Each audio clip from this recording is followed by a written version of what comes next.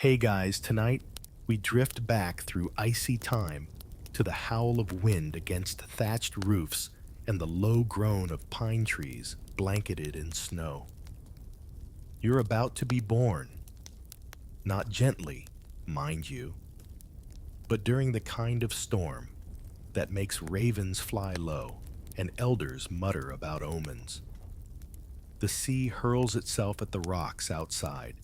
The air smells of salt and smoke, and your mother is screaming inside a sod-roofed longhouse, gripping a carved birthing stone with white knuckles.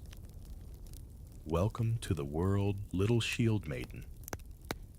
So, before we begin your saga, if this kind of sleepy, slightly smelly Viking storytelling helps you drift off, feel free to like the video and subscribe for more bedtime journeys.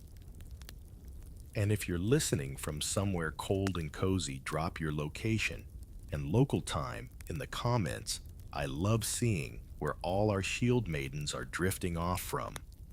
You won't remember your birth, obviously, but everyone else in the village will. The midwife, hunched and crabby, claims she's never seen a baby shoot out with such ferocity.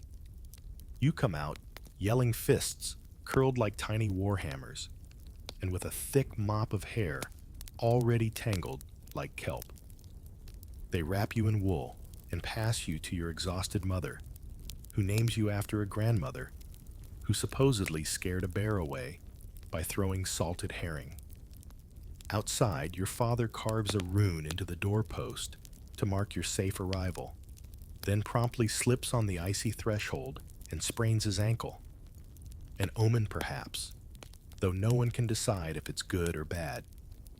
Historians still argue whether Viking families really tracked births with rune-carved doorposts, but it's a nice image, and we're going with it.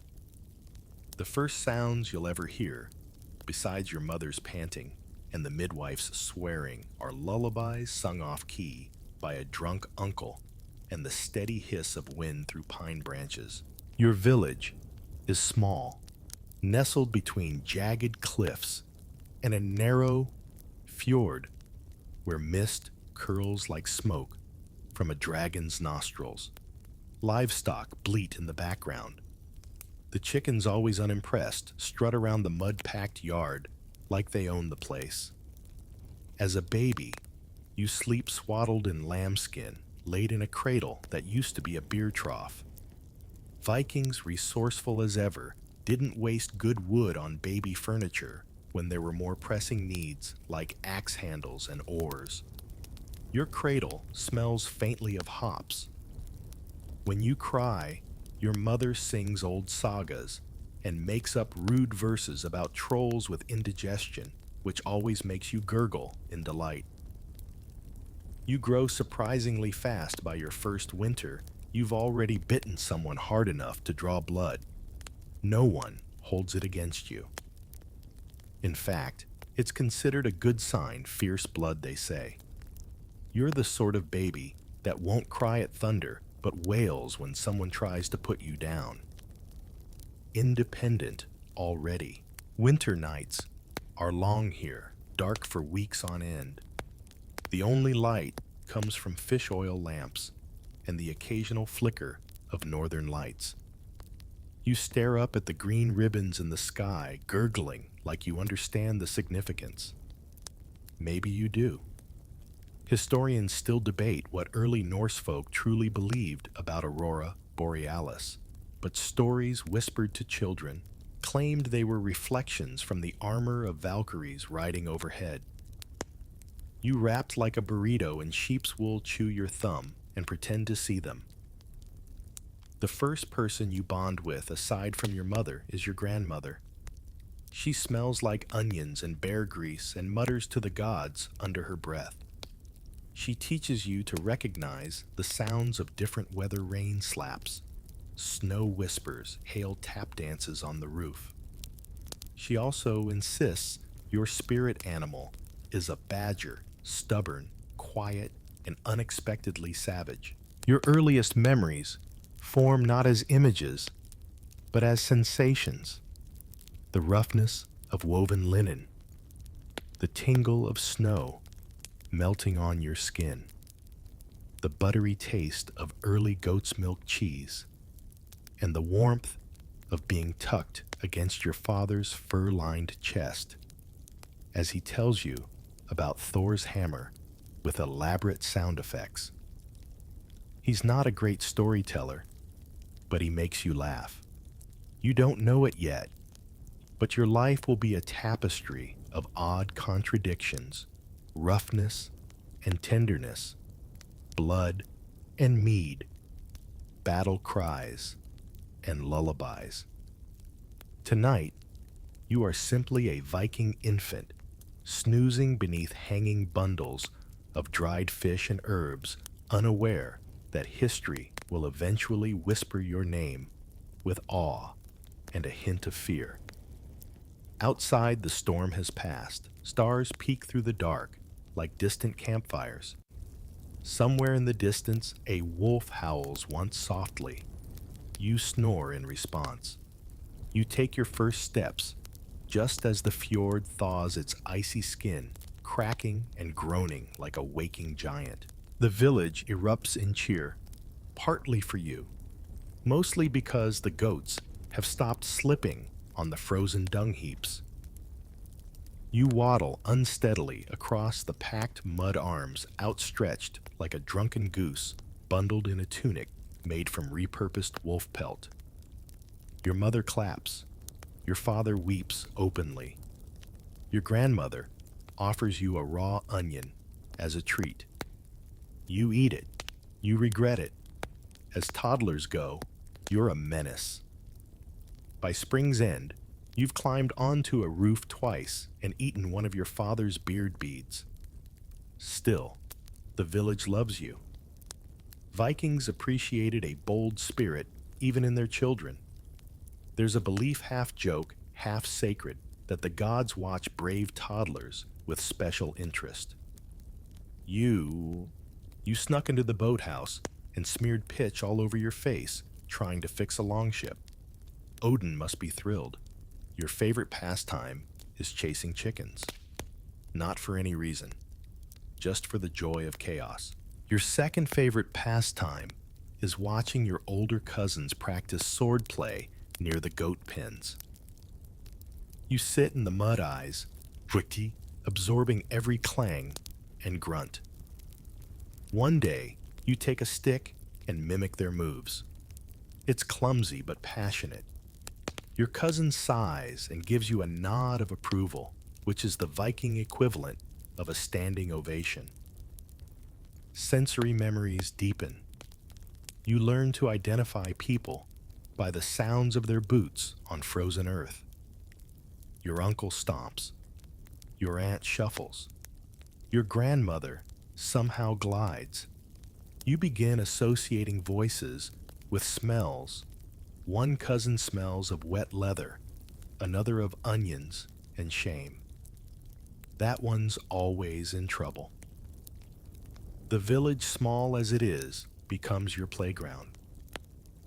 There's the goat rock, the mossy log of doom, and the special puddle that freezes your toes even in summer. Everything is a challenge to conquer. You invent sagas starring yourself and shout them at birds. The birds are unimpressed, but you don't care. You are already beginning to narrate your life in your head like a wandering skald. You're introduced to your first animal companion, a semi-domesticated cat with one ear and zero tolerance. You name it Claw and carry it like a sack of barley until it bites you. You love it fiercely. Claw does not return your affection, but does sleep on your legs when you nap. Historians still argue whether Viking children kept animals as pets or just tolerated them. Either way, you've decided Claw is family. There's a growing independence in you. You insist on trying to light your own lamp fail. You demand to help churn butter, accidentally break the churn. You volunteer to help clean fish vomit halfway through, but still, you insist. And your family, rather than scolding, seems quietly proud. A child who tries is a child worth investing in. In late summer, a visiting trader gifts you a small carved bear from Baltic lands. You name it Victory. It becomes your talisman. You sleep with it, whisper secrets to it, and once in a moment of fury, hurl it at a passing duck. You immediately apologize. To the bear, not the duck. That autumn, you get your first minor injury, a splinter from a broken barrel lid. You howl like you've been stabbed. Your grandmother sighs, boils pine sap, and slaps it on. You are inconsolable until someone mentions honey cakes. Your recovery is swift and suspiciously timed. By winter, you are no longer a baby. You are a very small person with strong opinions about snowball size and an unjust hatred of mittens. You help with small chores, collecting kindling, watching stew pots, yelling at cows. Your world is tiny but rich in detail. The texture of frost on wood, the smell of whale oil, the squish of wet moss underfoot. There's a moment just before the year turns when you stand at the edge of the fjord, staring out across the glassy water. You don't know what's out there. You can't even imagine it yet, but something in you, something quiet, something old, thrums with anticipation. You turn around, waddle back to the longhouse, and throw up in your grandmother's lap. She chuckles, wipes you off, and says, "The gods like you. Pity." By the time you're 5, you have a job. Well, not a job, but responsibilities. Viking childhood isn't all sagas and sledding. Someone's got to keep the hearth lit, the goats semi-alive, and the chickens from wandering into the longhouse. That someone increasingly is you. Your chores begin small fetching sticks for kindling, shaking dust out of blankets, chasing rats away with an intimidating spoon. You're also responsible for watching your younger cousin, who has the personality of a wet turnip and an unfortunate tendency to eat dirt. You tie a leather thong around his waist and tether him to a post. Practicality over sentiment. The longhouse is your domain now. You know every creaky floorboard, every smoky beam. The air always smells like damp wool, smoked fish, and a hint of whatever someone spilled last winter and never cleaned up.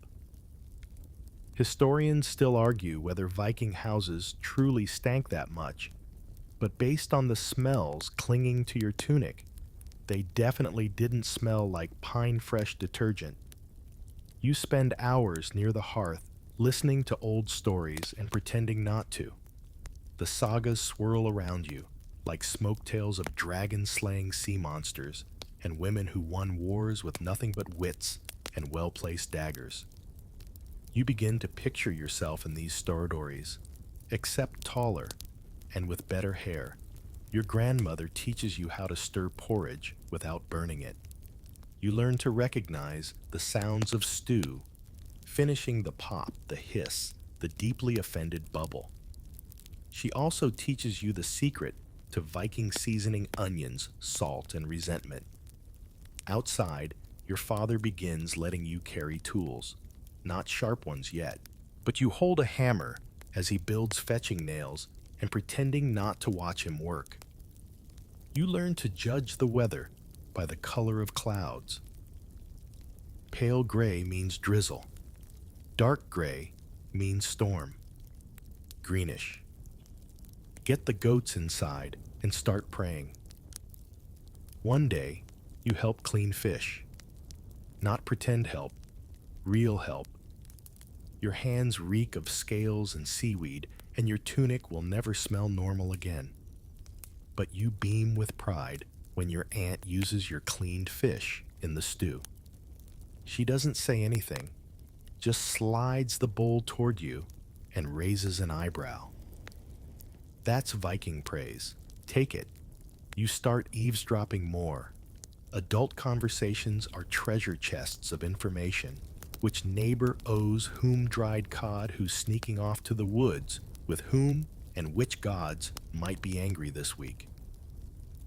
You repeat some of it loudly at the wrong moment and get banished outside to think about your behavior.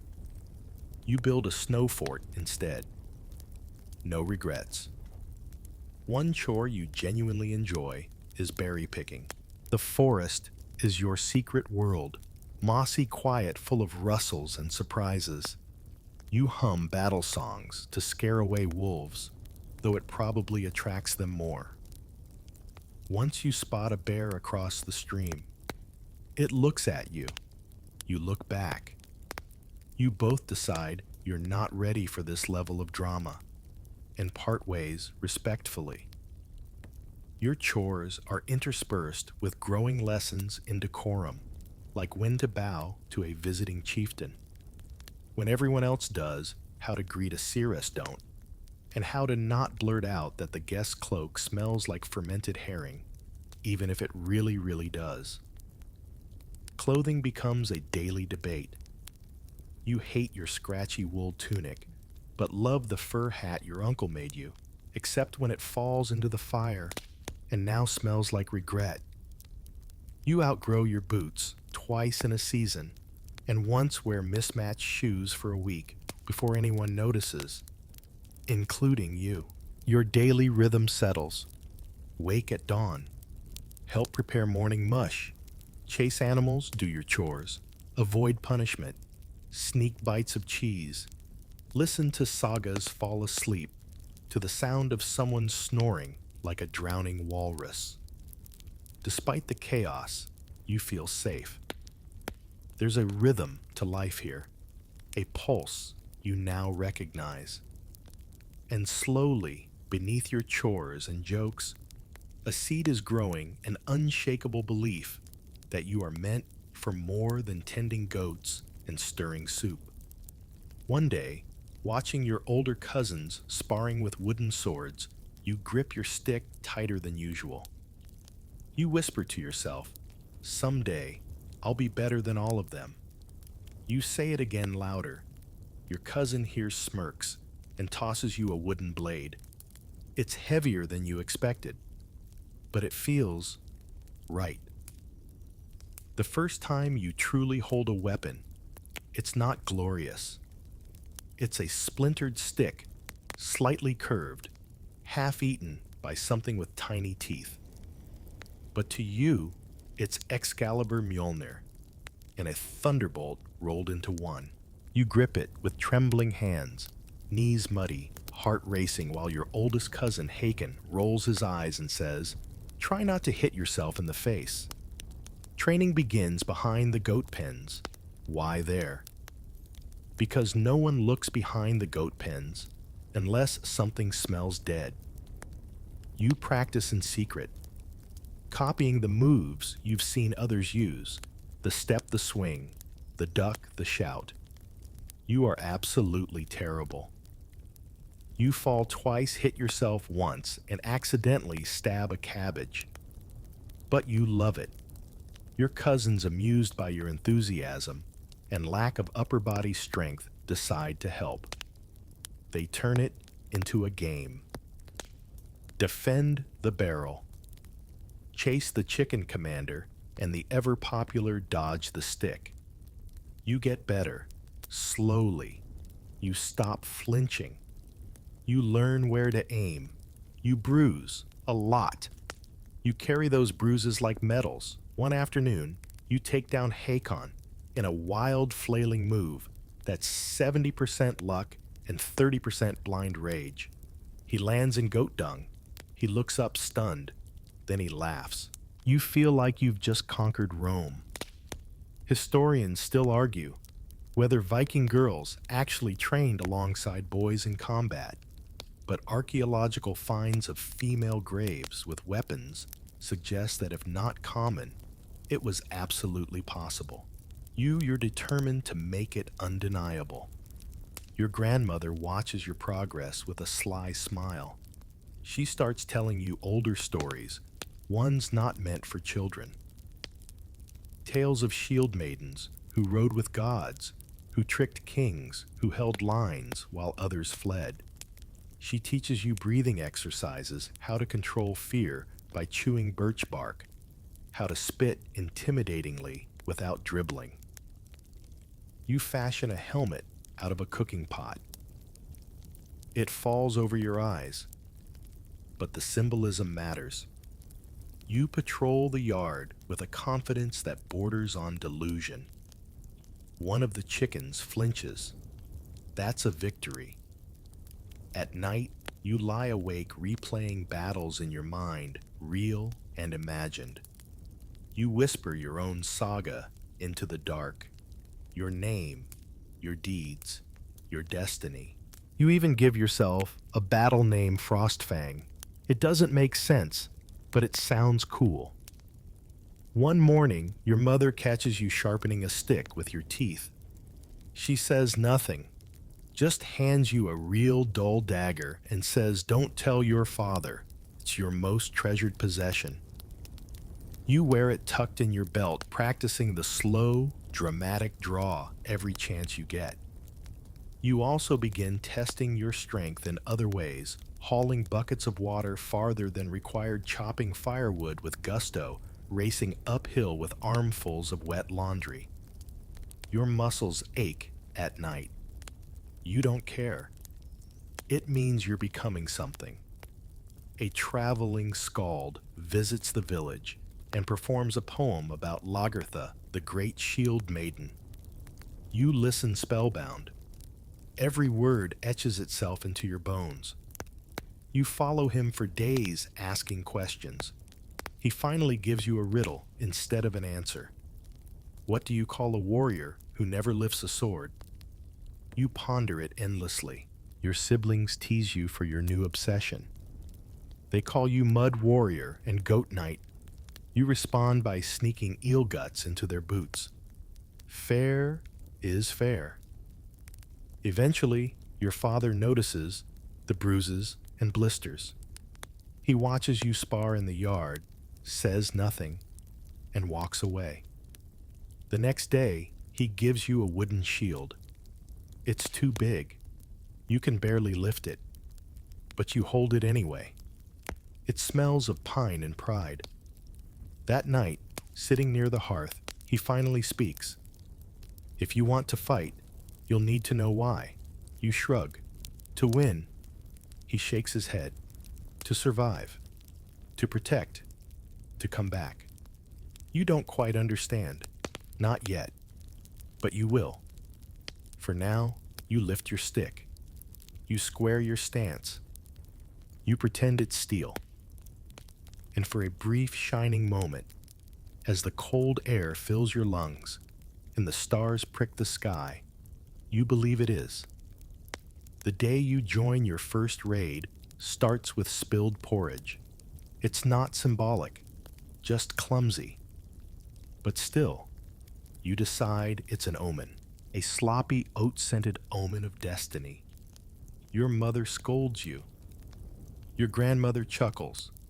And your father offers you a damp rag and a wink.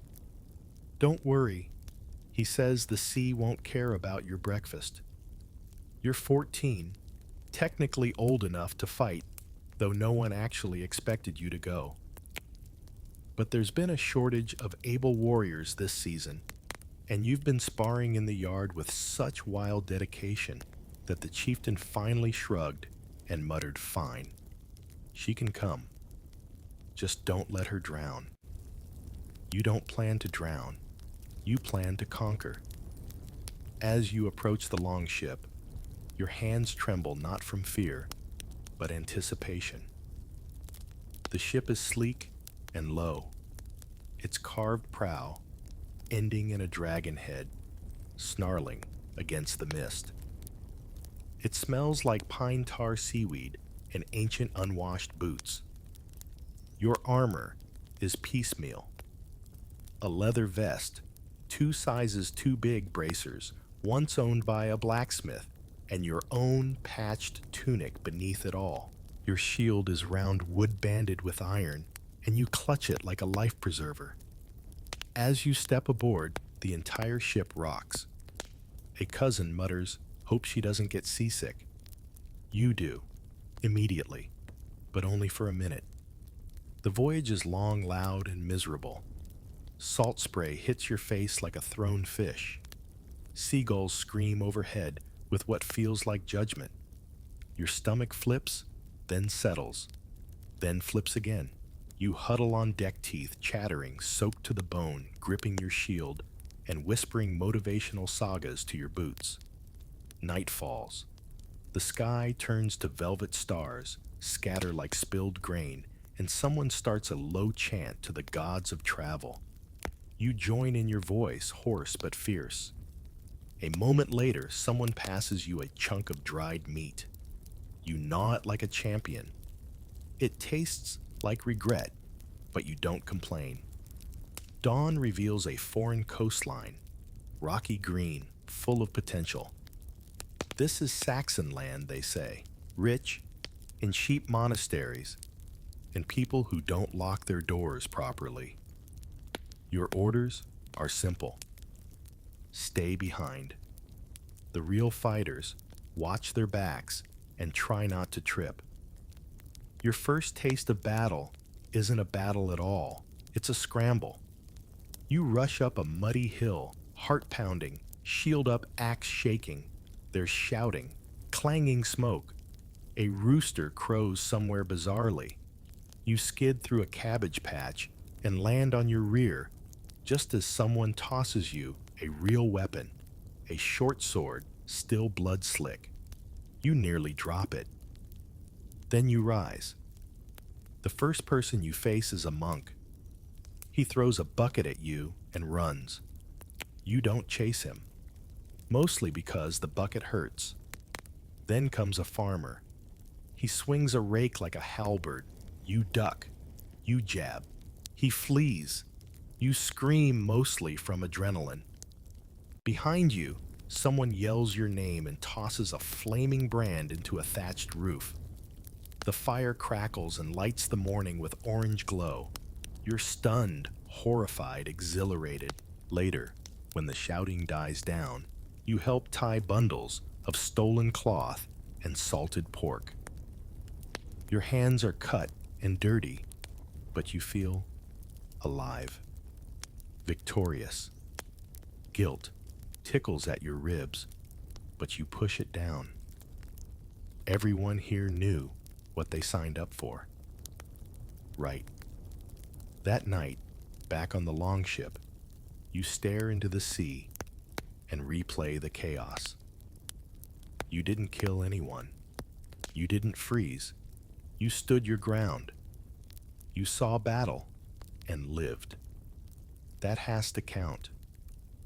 You lie under a fur blanket, the stars above you, a soft, judgment-free audience. Your cousin nudges you. Not bad, he says, for a first-timer.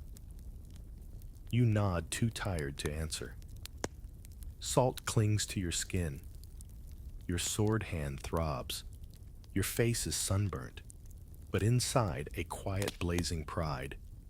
You're not a child anymore. You're not just training behind goat pens.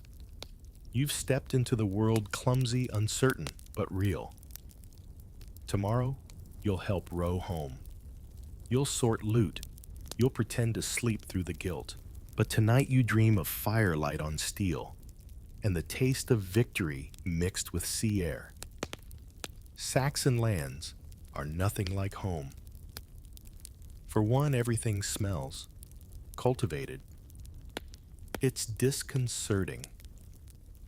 The air has the scent of apples, fresh straw, and a peculiar hint of soap, which you find deeply suspicious. Your first step off the longship squelches into muddy earth. but even the mud feels different, softer, like it's trying to be polite. You and your fellow raiders fan out cautiously. You're not here for a full-on battle. This time, this is a scouting run. Still, your sword is at your side, and your eyes dart like a startled squirrel's. The village ahead is small, ringed with wooden fences, and crowned by a single stone church, whose bell tolls faintly in the morning breeze. The church is strange, solid, smooth, untrustworthy. It smells of candle wax and something sweet incense, someone says. You wonder why the gods here require perfume. You run your fingers over the stone walls, cold, unyielding, unnerving. Your own gods prefer the open sky and the roar of the sea. Inside, you find books, dozens of them. Heavy, delicate, filled with curling letters and golden symbols. One monk hisses at you from a corner, clutching a page like it's his firstborn. You offer him dried fish. He declines, terrified. Cultural exchange is going poorly, but it's not all tension and confusion. Outside, you stumble upon an orchard. You have never seen so many apples in your life. You bite into one and nearly cry. It's crisp, tart, perfect. You eat four. You would trade an entire goat for this experience, maybe even a good goat. The locals flee mostly. A few stand their ground, brandishing pitchforks and determined frowns. You try not to laugh, not out of cruelty, but because it feels absurd, like two worlds arguing in different languages using gardening tools. You find a small child hiding in a barrel. You hand her a carved wooden cat, one of the few trinkets you carry. She accepts it silently. You'll think about her face for years. Later, while the others haggle with a trembling farmer over chickens and flour, you explore. You discover things you didn't expect. Windows made of translucent animal horn cloth, dyed a blue richer than any you've seen, and a tiny statue of a woman with wings. Your mind reels. Who is she? A goddess, a queen, a saint? Historians still argue whether Viking raiders truly understood the depth of the cultures they encountered, or whether they simply looted and left. You're living proof that at least one of them was curious. Your cousin calls you over to examine a mechanical miracle. It turns out to be a simple water wheel. You marvel at it anyway. The Saxons have tricks, tools, and odd beliefs, but there's something admirable in the way they've bent the land to their will. As the sun lowers, casting long golden rays over the fields, you begin to feel something unexpected guilt, not for fighting or stealing, but for misunderstanding. These aren't helpless people. They're just different, and strangely, familiar. They love their land. They raise their children. They fear what they don't know, just like you. That night, camped by the river, you stare into the fire and turn a Saxon coin over in your hand. One side bears a face round-eyed and serious, the other a cross. You trace both with your thumb. You don't understand them, but you want to. You lie awake long after the others have dozed off, listening to the crackle of fire and distant owls. Somewhere across the water, someone sings a lullaby in a language you don't know. You hum along, guessing at the tune. In the morning, you'll leave. The village will return to quiet. You'll carry apples, coins, memories, but a seed has been planted, and like all good seeds, it will grow slowly, quietly, and in ways no one expects. The voyage home begins with sore arms, a bruised knee, and the faint feeling you've left something behind, besides dignity and that one sandal. You help push the longship off its gravel berth boots, slipping, breath fogging in the morning chill. The tide pulls like a patient beast, and soon the Saxon coast dwindles behind you, nothing more than a green smear on the horizon. The sea, which seemed thrilling on the way out, now feels endless. Your arms ache from rowing. Your stomach rebels at every lurch. Even the gulls seem to mock you, circling and screeching like they're laughing at your sunburn. A seal pops up beside the ship and stares. Someone claims it's the spirit of a drowned warrior. Another says it's just a seal. You name it Torvald and tell it your life story. Torvald listens politely before disappearing beneath the waves. You miss him more than expected. Days blur. The boat creaks always. Someone is always singing or trying to. You learn more verses of sea shanties than you ever wanted. They all involve drinking, dying, or goats. One particularly catchy one is about a goat that became a sail. You're not sure if it's metaphorical. You help bail water after a sudden squall. Cold spray lashes your face as you pass buckets to the rhythm of shouted curses. You're soaked, shivering, but alive. You keep telling yourself that you're alive. That should count for something. Meals are grim. Salted fish harder than your boot soles. Flatbread that tastes like ship's plank. One night, you gnaw something you're certain is leather. You eat it anyway. No one else notices. They're too tired to taste. But it's not all misery. There are moments of beauty. Sunsets so vibrant they seem painted by the gods, stars scattered like broken glass across the sky. The brief joy of spotting a pod of whales spouting beside the ship. One even breaches. Everyone gasps. Someone tries to sing to it. The whale understandably leaves. You pass the time by polishing your shield, carving your name into the wood, and daydreaming, not just of battles, but of stories, faces, ideas.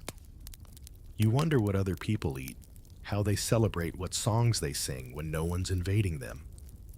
One evening, your father sits beside you and wordlessly hands you a bone needle and strip of leather.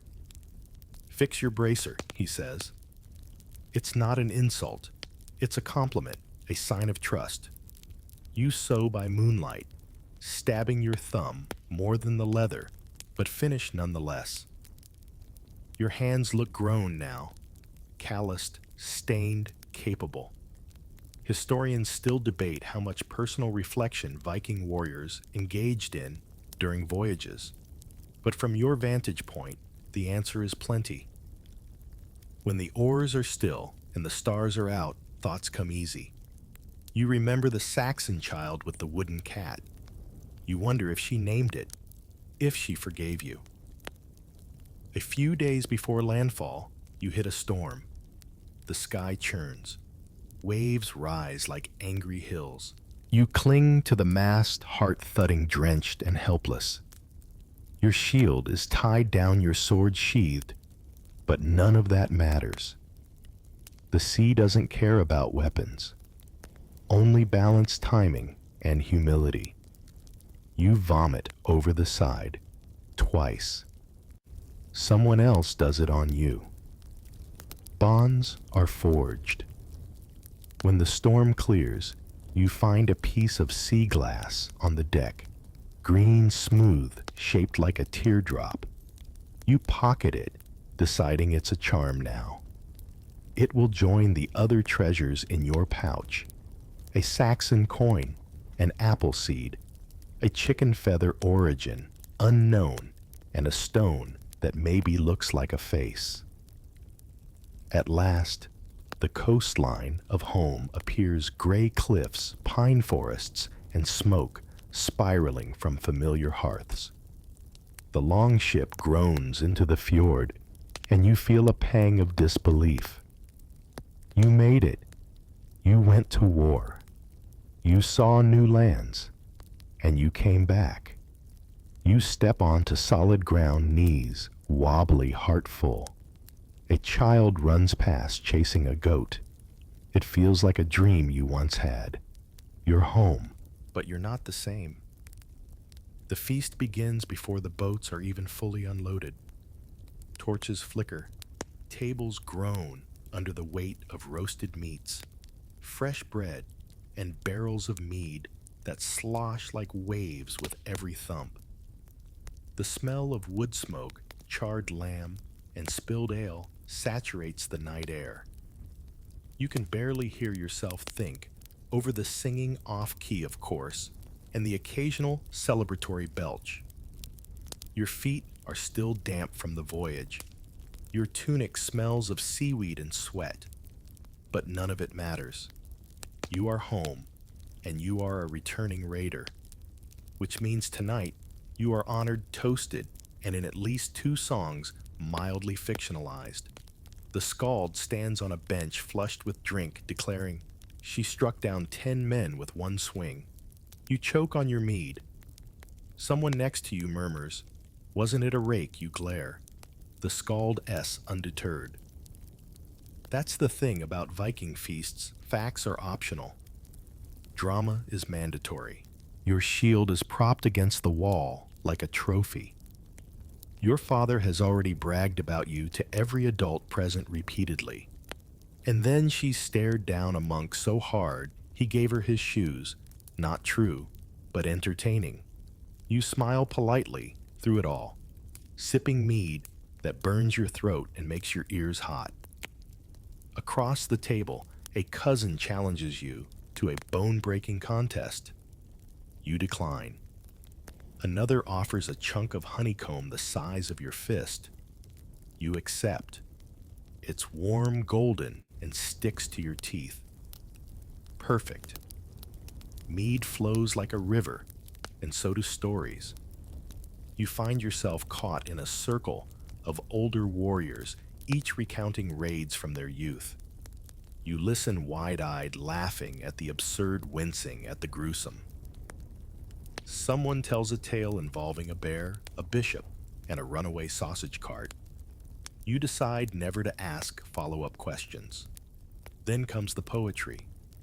Each returning fighter must be honored in verse, even if the verse is questionable. Yours goes like this.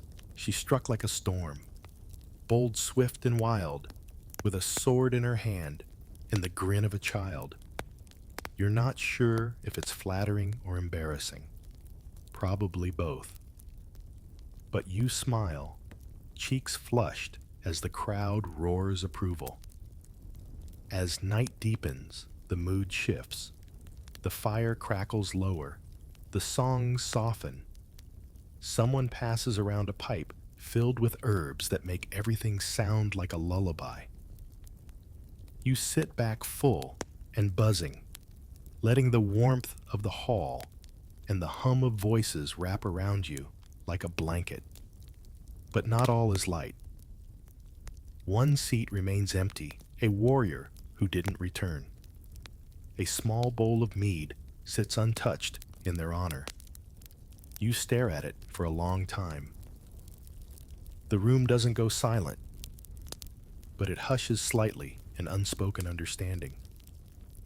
Historians still debate whether Viking feasts truly mingled joy with mourning so seamlessly, but the moment feels honest. Real. Grief here is a shared meal, a name spoken aloud, a drink left waiting. Later, when the hall begins to empty and the floor is sticky with mead, you slip outside. The air is cold, the stars impossibly bright. You sit on a stump, crunching dried fish, with your fingers listening to the night. Somewhere in the darkness, a wolf howls. You raise your cup to it silently. You think of the battle, The monk, the apples, the Saxon child, the sea glass in your pouch. You feel changed, but not sure how. Sharpened, maybe. Tempered like steel passed through flame. Then a voice behind you says, "Next time you lead, you turn." It's your cousin Hakon holding two more mugs of mead. He hands you one. You take it, nodding slowly. Next time, not if, when. Between battles, life slows but never stops. Your days begin early, with dew-damp boots and the grumble of livestock in your ears. The scent of wet hay wood smoke and slightly overcooked porridge becomes the background music of your mornings. You stir embers back to life with a practiced hand, grumbling at the rooster that crows an hour too soon as always. Your chores resume, but now you carry them differently. People greet you with nods that mean something. Children trail behind you, whispering, pretending their spoons are swords. Your old goat-chasing days are legend now. You're still asked to fetch water, yes, but no one calls you little one anymore. You split your time between tasks and training. You help mend sails, repair tool handles, and sharpen weapons while humming war songs under your breath. You're also learning the quiet skills now, weaving nets, setting traps, brewing beer strong enough to strip paint. A warrior must also be useful after all. On rainy afternoons, you help with dyeing cloth, your fingers stained indigo and saffron. You gossip with the women while your hands work the yarn, half listening, half plotting future raids. They don't mock your ambitions. They tell you where the best herbs grow to stop bleeding. One elderly woman teaches you how to carve bone. You create a comb shaped like a serpent. It's crude but beloved. You wear it tucked into your belt, a quiet sign of skill. Your reputation slowly hardens like cured leather. Visitors ask about you. The chieftain watches you spar and grunts with reluctant approval. A traveling merchant offers you a trinket in exchange for tales. You exaggerate shamelessly. He leaves believing you personally conquered 5 monks and a very large goat. But beneath the daily rhythm is something else: anticipation. You begin helping plan the next voyage. You sit in strategy meetings, nodding gravely while chewing smoked eel. You argue for smarter routes and better maps. Your voice is heard. Not always heated, but heard. One night, under a waxing moon, you lead a night hunt, just for game, not glory. But the forest feels like a battlefield. Your bow in hand, your breath white in the air, your eyes scanning for movement. You bring back a deer. The village feasts again. Your name is part of the toasts, but not every day is glorious. There are aching feet, burned stew, and nights when the wolves howl too close. A friend injures his hand. A cousin loses a bet and must wear a tunic stitched with fish bones. You laugh until you cry. You also begin dreaming differently. Less about battles, more about moments, the way the sea glimmers at dawn, the laughter echoing through the longhouse, the weight of a sword in your hand, not during war, but while watching the sunrise. Historians still wonder how Vikings balanced violence with domesticity, but you live it daily. The sword and the loom side by side. Blood and bread, both sacred. One quiet morning while gathering herbs, you find a raven feather. You keep it. Odin's sign maybe, or just a feather. But either way, It goes into your pouch with the others: sea glass, Saxon coin, apple seed. Each one a story, a chapter. As spring deepens, you feel stronger, not just in your arms, but in your place. You are no longer the child behind the goat pens. You are part of the story, now woven into the rhythms of the village, the plans of the elders, the whispered tales told by firelight.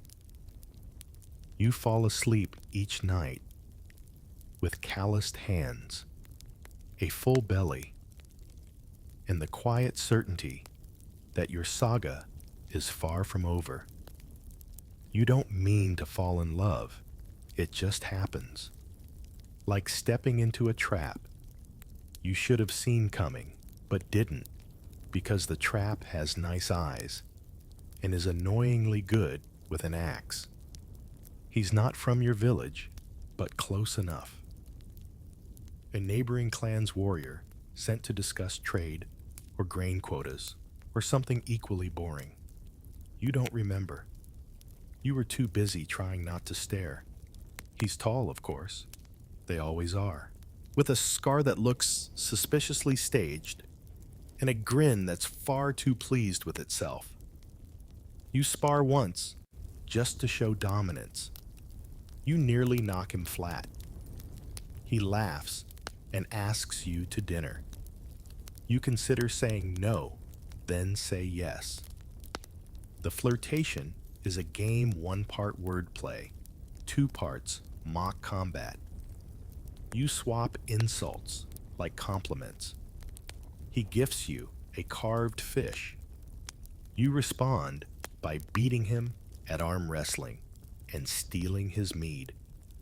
Romance, Viking style. Then comes the duel. It's not about you, at first. Some petty dispute over honor pigs, or who insulted whose mother's bread. But your new, not quite suitor ends up challenged, and you entirely uninvited step in. You grab your shield march into the ring and declare you'll fight in his place. It's dramatic, slightly foolish, entirely effective. The crowd gasps. Your opponent, a man built like a stack of barrels, frowns. You win barely by headbutting him into submission. The scar across your forehead is permanent. You name it after yourself. Because why not? That night, he kisses you, softly, like you're made of saga verses and firelight. You pretend not to care. You absolutely care. You smile into your cup and feel like the world's gone quiet. But happiness never lingers without a test. Weeks later, on a scouting mission in the forest, things go wrong. A boar ambushes your party. Don't laugh, it's a thing. Boars are furious bundles of hooves and spite. It charges. You shove someone out of the way and take the tusks full on. Pain. Blinding, bone-deep, teeth-rattling pain. You don't remember falling, just the earth rushing up like an angry god. You wake in the longhouse, bandaged, fevered, half-mad with pain. He's there, refusing to leave your side. Your grandmother mutters that he's too pretty to be useful, but lets him stay. Days blur. Someone changes your bandages. Someone else feeds you broth. You drift between dreams of fire waves and whispered sagas in a voice that might be his. You heal, slowly, stubbornly. The scar down your side joins the one on your forehead. Together, they form a kind of map, a story in skin. You trace them, sometimes wondering how many more you'll collect. When you're strong enough to walk again, You find him waiting outside holding 2 sticks. For training, he says. Or hitting me? Your choice. You spar, laugh, nearly cry. He kisses you again. And this time, you let yourself kiss back fully. Historians still debate the nature of Viking romance, how much was arranged, how much was passion. For you, it's both. A bond forged not in silence, but in fire, laughter, and mutual bruises. You never say I love you, not directly, but you sharpen his blades and he braids your hair before battle. You teach him your grandmother's soup recipe. He gives you his best boots. That's enough. One night, you sit together beneath the aurora, his arm around your shoulder, your head against his. You whisper, "If we die tomorrow, at least it was interesting." He replies, "If we die tomorrow, we'll be very annoyed." You laugh until you cry. Because that's what love is here. A promise not just to survive, but to do so spectacularly. Winter arrives like an ambush. One day, the fjord glistens beneath a pale sun. The next, it's frozen solid, a vast glittering mirror stretching into the white fog. Your breath hangs in the air like smoke. Snow blankets everything, roofs, fences, even the always annoyed goat. He wears it with a grim dignity. You try to keep busy. You chop firewood until your arms feel like soggy logs. You mend clothes, reinforce boots, stir the soup pot until it's more salt than anything else. But as the days shorten and the cold seeps through even the thickest furs, a stillness sets in. A gnawing kind of silence. At first, everyone pretends it's just a normal winter. Jokes are made. Mead is passed. Someone makes snow figures with anatomically detailed features. But when the food stores begin to shrink and the smoke inside the longhouse thickens from damp logs, humor grows scarce. You sit by the fire, your side aching where the boar gored you, watching frost creep along the inside of the walls. Your grandmother coughs more than usual. The baby, born last spring, has stopped crying and now just stares. Everyone moves slower, bundled like potatoes in wool. Eyes hollow with hunger and worry. The snow doesn't stop. It just deepens. Paths vanish. Trees groan under the weight. Once a roof collapses under the snow, no injuries. But the sheep now refuse to sleep indoors. Smart sheep. The wolves come next. Their howls pierce the night like bone flutes. Close. Too close. You stand to guard with the others, spear in hand, teeth clenched. You spot eyes in the dark, glowing like coals. They don't attack, not yet. Just circle, watch, wait. Wolves are patient. Winter is their ally. One night they take a pig, another a dog. You don't sleep well after that. No one does. You begin to wonder if you'll make it to spring. Then come the dreams, strange, feverish visions of fields full of bones, gods with hollow eyes, and ships made of ice. You wake drenched in sweat, then shivering. Your lover holds you close, murmurs nonsense to soothe you. It helps a little. One day, while foraging for anything green, you find a single sprig of wild onion beneath a snow-covered log. You hold it like treasure. You eat it slowly. It tastes like life. Another day, you and a few others venture to a frozen stream, desperate for fish. You hack a hole in the ice, lower nets, wait in tense silence. One fish, just one. You divide it 12 ways. The bones go into broth, despite everything people endure. You teach children how to make games from snowballs and sticks. You and your lover take turns telling stories, old sagas, newer ones, some entirely made up. One about a goat who became king is surprisingly popular. Your cousin carves a sun wheel from bone and places it near the hearth. A reminder the light will return, eventually. Historians often romanticize Viking resilience in winter, but sitting here teeth chattering, stomach hollow, you know the truth. It's not heroism, it's stubbornness. You survive because you refuse not to. When the snow finally begins to melt, it doesn't feel like victory, just relief. Brown patches of earth reappear, like forgotten memories. The fjord cracks with thunderous groans. The sun lingers a little longer each day. You step outside breathing deeply. The air still bites, but there's promise in it now. You made it, barely, but you did. And spring, when it comes, will find you lean, scarred, and quietly proud. You will plant again. You will train again. And when the next battle calls, you'll be ready. But for now, you warm your hands by the fire, stroke the goat's reluctant ears, and whisper a thank you to no one in particular. Spring hasn't even fully thawed the ground when the messenger arrives.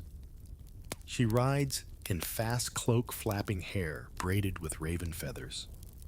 Her horse is lathered and lean like it's been galloping for miles.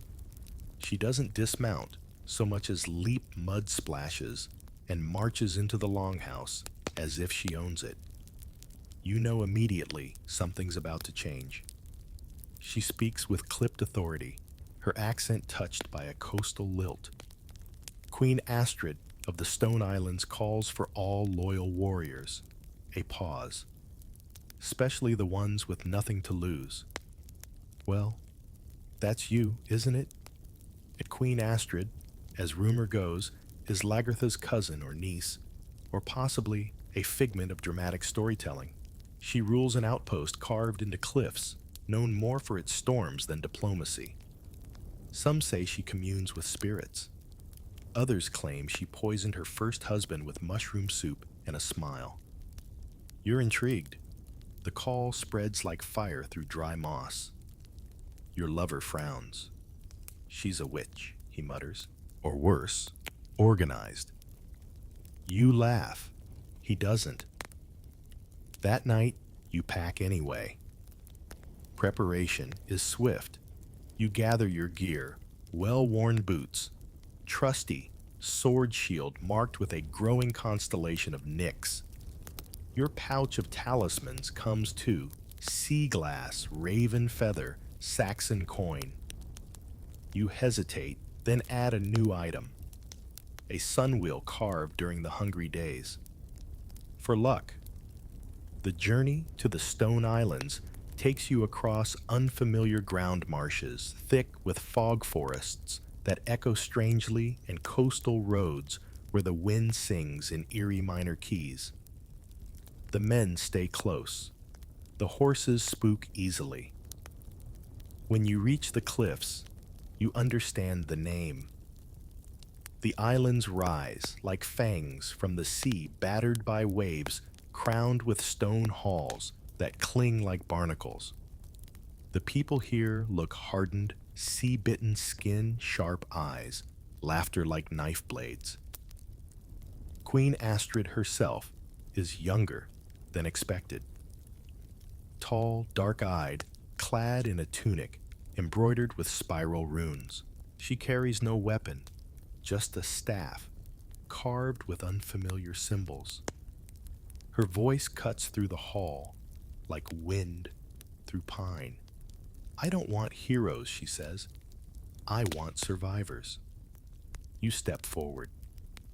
Training begins immediately. Not just weapons, but formations, signal drums, and coordinated tactics you've never used. She drills discipline like it's a religion. You learn to fight in silence to move as a pack. Your body protests. Your pride resents, but you endure. She teaches strategies from foreign lands, eagle formations, crescent defenses, the terrifying concept of planned retreat. You try it. It's awful. You do it again. Evenings, you gather around fire pits, sharing dried meat and wary glances. You make friends. One is a one-eyed fisherwoman who laughs like thunder.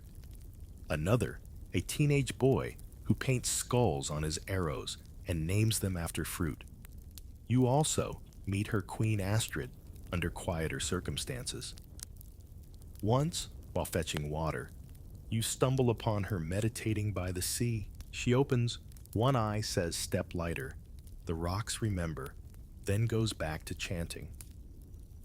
Historians still argue whether women like Astrid truly held power or were merely figureheads. But here now, she commands storms and soldiers alike. You begin to change. You sleep less, dream more, fight harder. You stop hesitating. Your strikes grow clean, brutal, deliberate. You learn to spot weakness in an opponent's stance, to read fear in the twitch of a jaw. You stop apologizing for your strength. Then, one evening, she calls for you personally. You've done well, she says, but this next fight, it's not for plunder. It's for legacy. You nod. Of course. You didn't come this far to hesitate. She places a hand on your shoulder. It feels like fire and ice at once. Tomorrow, she whispers, you'll bleed. But you won't break. You believe her. The morning of the battle dawns blood red. It's not subtle. The sky looks like someone spilled wine across the clouds and let the gods decide what to do with it. Wind howls through the stone islands like it knows something you don't. Queen Astrid calls it a good omen. You nod. You're not entirely convinced. You march in silence. Not because of fear, but because of focus. Every step echoes. Armor creaks. Shields clink. Someone coughs. That's all. No songs, no boasts. Just the sound of people who know what they're walking into and why. The battlefield is a narrow valley flanked by cliffs, one side guarded by forest, the other by steep rock. It's beautiful in a harsh, indifferent way. The enemy banners flutter across the field, bright red, trimmed in black, with snarling boar symbols. You count twice as many as your own force. Maybe more. Perfect. Queen Astrid walks the line, speaking low. They expect fear. Give them fury. Then she stops in front of you. Remember who you are, she says. You do. When the signal horn blows, it doesn't sound like a call to war. It sounds like grief rage and inevitability rolled into one note. You run forward with the others, shield raised, sword ready. The ground beneath you shakes with hundreds of charging feet. Clash. The first impact rattles your bones. A spear glances off your shield. You shove spin duck. Your sword finds flesh. Someone screams, not you. You move like water, like wind, like someone who has bled before and survived it. They push hard. You push back. Around you, friends fall. You see the boy with fruit-named arrows go down, clutching his leg. The fisherwoman with one eye bellows like a walrus and takes 3 men down with her before she disappears beneath the crush. You fight on. Your arm goes numb. You switch hands. Blood spatters your face. You keep moving. Your shield is splintered. You grab another from the mud. Your ankle twists. You limp. You don't stop. In a lull, you glance across the field and spot her queen. Astrid hair-loose staff, broken blood running down her temple. She's laughing, not wildly, quietly, like she knows something no one else does. You rally. Others rally with you. You charge again. This time, you break their line. Just barely. You wedge yourself into their flank with the precision of someone who's lived this moment 1,000 times in dreams. Your sword hits something important. A man drops. Another follows. But victory isn't a cheer. It's a gasp. Because suddenly, they retreat. Not a full rout, just a stagger. Enough to pull back to regroup. You collapse to your knees, breathing hard, chest-heaving hands shaking. You've won, technically, but it doesn't feel like it. The valley is a mess of bodies, broken weapons, and scattered feathers from someone's ill-fated cloak. You crawl to your feet, staggering toward the nearest still figure. It's not someone you knew well, but you close their eyes anyway. Historians still debate whether Viking women truly led battles, truly fought side by side with men. If they could see you now, mud-covered, blood-soaked, half-deaf from adrenaline, they'd stop debating. Queen Astrid limps toward you, her eyes sharp even through the haze.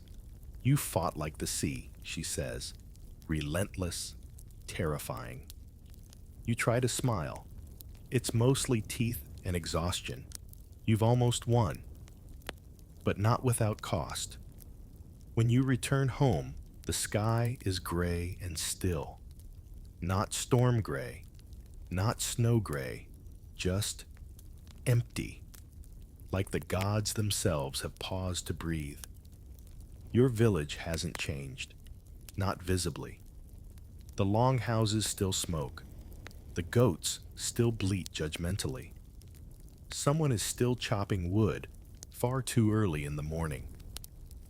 But the way people look at you is different. As if you've become myth-walking tired and slightly muddy. You walk through the gate sword, strapped across your back, shoulders slouched from the weight of memory. A child spots you and gasps. It's her. You smile, barely. The little ones swarm you with questions, how many enemies you crushed, how big the battle was, if you wore a dragon on your helmet. You shake your head. No dragons, you say. Just mud and mistakes. Your lover is waiting at the longhouse. His smile flickers, part relief, part disbelief, part mourning, for whatever version of you left that gate weeks ago. He doesn't ask questions. He just wraps you in a bear-tight hug, warm and silent. You let him. Life resumes slowly. You help with chores again, though your hands twitch around kitchen knives now. You carry water, but your limp makes it slower. You sit by the fire and others listen when you speak. Your grandmother touches your scars and whispers something you don't catch. Her eyes are proud and sad and knowing. She gives you a bowl of soup. You don't ask what's in it. The nights are longer than before. Not in hours, but in wait. You dream often. Sometimes of Queen Astrid standing in wind. Sometimes of the battlefield. Sometimes of home but wrong, with faces you don't recognize and voices you can't understand. Historians might call this post-war adjustment. You just call it quiet. Too quiet. You take long walks now. Not far. Just to the edge of the fjord where the rocks sit cold and slick beneath your boots. You skip stones. You talk to yourself. You let the wind tangle your hair. You find peace in small things, a duckling trailing its mother, the smell of pine smoke, the way moss returns each spring like it never left. Your sword stays hung above the hearth untouched, but your hand still brushes it sometimes, absent-mindedly, like checking a tooth you once lost. You find yourself laughing again, slowly. Someone slips goat dung into your boots, and you laugh hard enough to cry. You spend an entire afternoon trying to teach a cat to catch fish. The cat ignores you completely. Classic Claw. The world hasn't ended, it just changed. And so have you. One morning, your cousin asks you to spar. You agree. The wooden swords feel heavy, but familiar. You lose the match. On purpose. Maybe. That night, the village celebrates the harvest. You dance not gracefully, but with purpose. You drink mead. You hug someone too tightly. They don't mind. You sit near the fire, surrounded by friends, and realize something important you've returned. Not just to the village, but to yourself. Not the same, but not broken. Calloused hands, healing scars, and eyes that now see more than they once did. In your final years, life slows to a lullaby. You no longer carry a sword. Not because you can't, but because you don't need to. Your legacy walks beside you in every conversation, every knowing glance. You've become part of the village's architecture, like the longhouse beams, or the old ash tree that leans just slightly west. No one questions your place. You've earned it. Your hair is mostly gray now, braided in simple loops with wooden beads. Your hands are wrinkled and stubborn, still strong enough to snap a chicken's neck, but mostly used these days for kneading dough or smoothing unruly hair on small, loud grandchildren. Yes, you have those now. Not all by blood, but what does that matter? You tell them stories, not of war, always, but of moments. The time you out-wrestled a pig in front of 3 chieftains, the time your shield split clean in 2, and you just kept swinging. You omit the nightmares, the cold, the parts that ache when rain's on the way. The fjord, your old stage, becomes your favorite place again.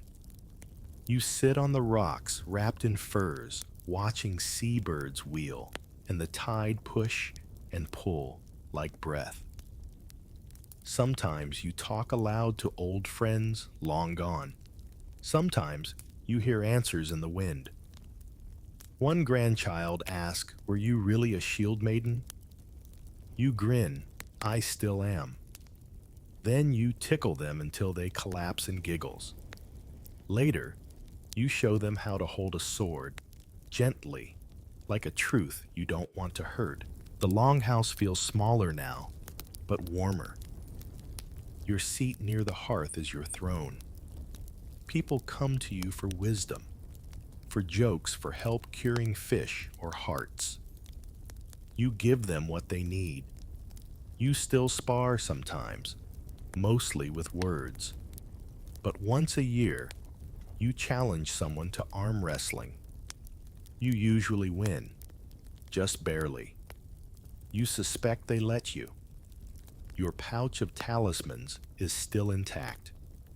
A Saxon coin, a raven feather, sea glass, a bone sunwheel. You add a bead from your grandchild's braid, a chicken feather. Again, some traditions endure. You sleep more, dream sweeter, you laugh easier. And sometimes, when no one's looking, you cry just a little. Because this life, it was loud, strange, painful, magnificent.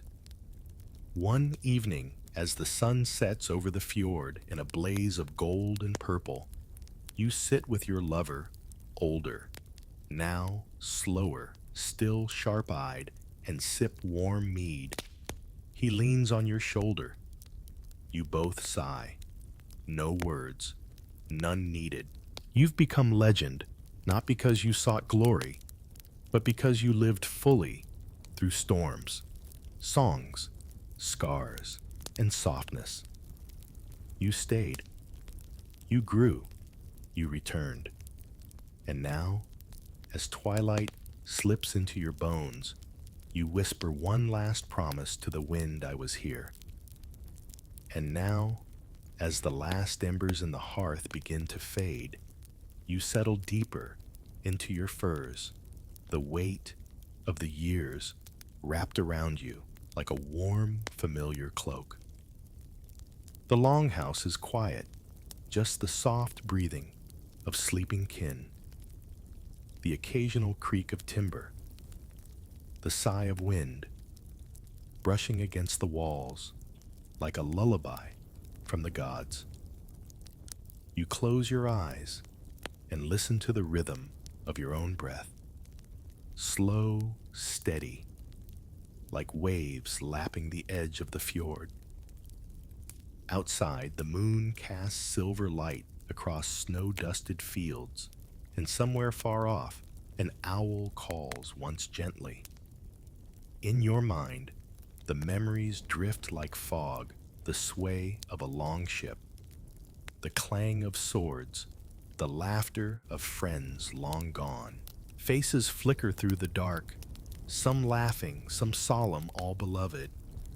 You let them come, let them stay.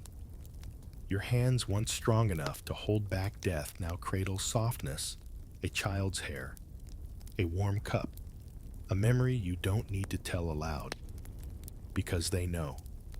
The ones you've raised, taught, protected, they carry your story now. So breathe, old Shieldmaiden. Let the sea's song cradle you. Let the fire's last warmth hold your bones.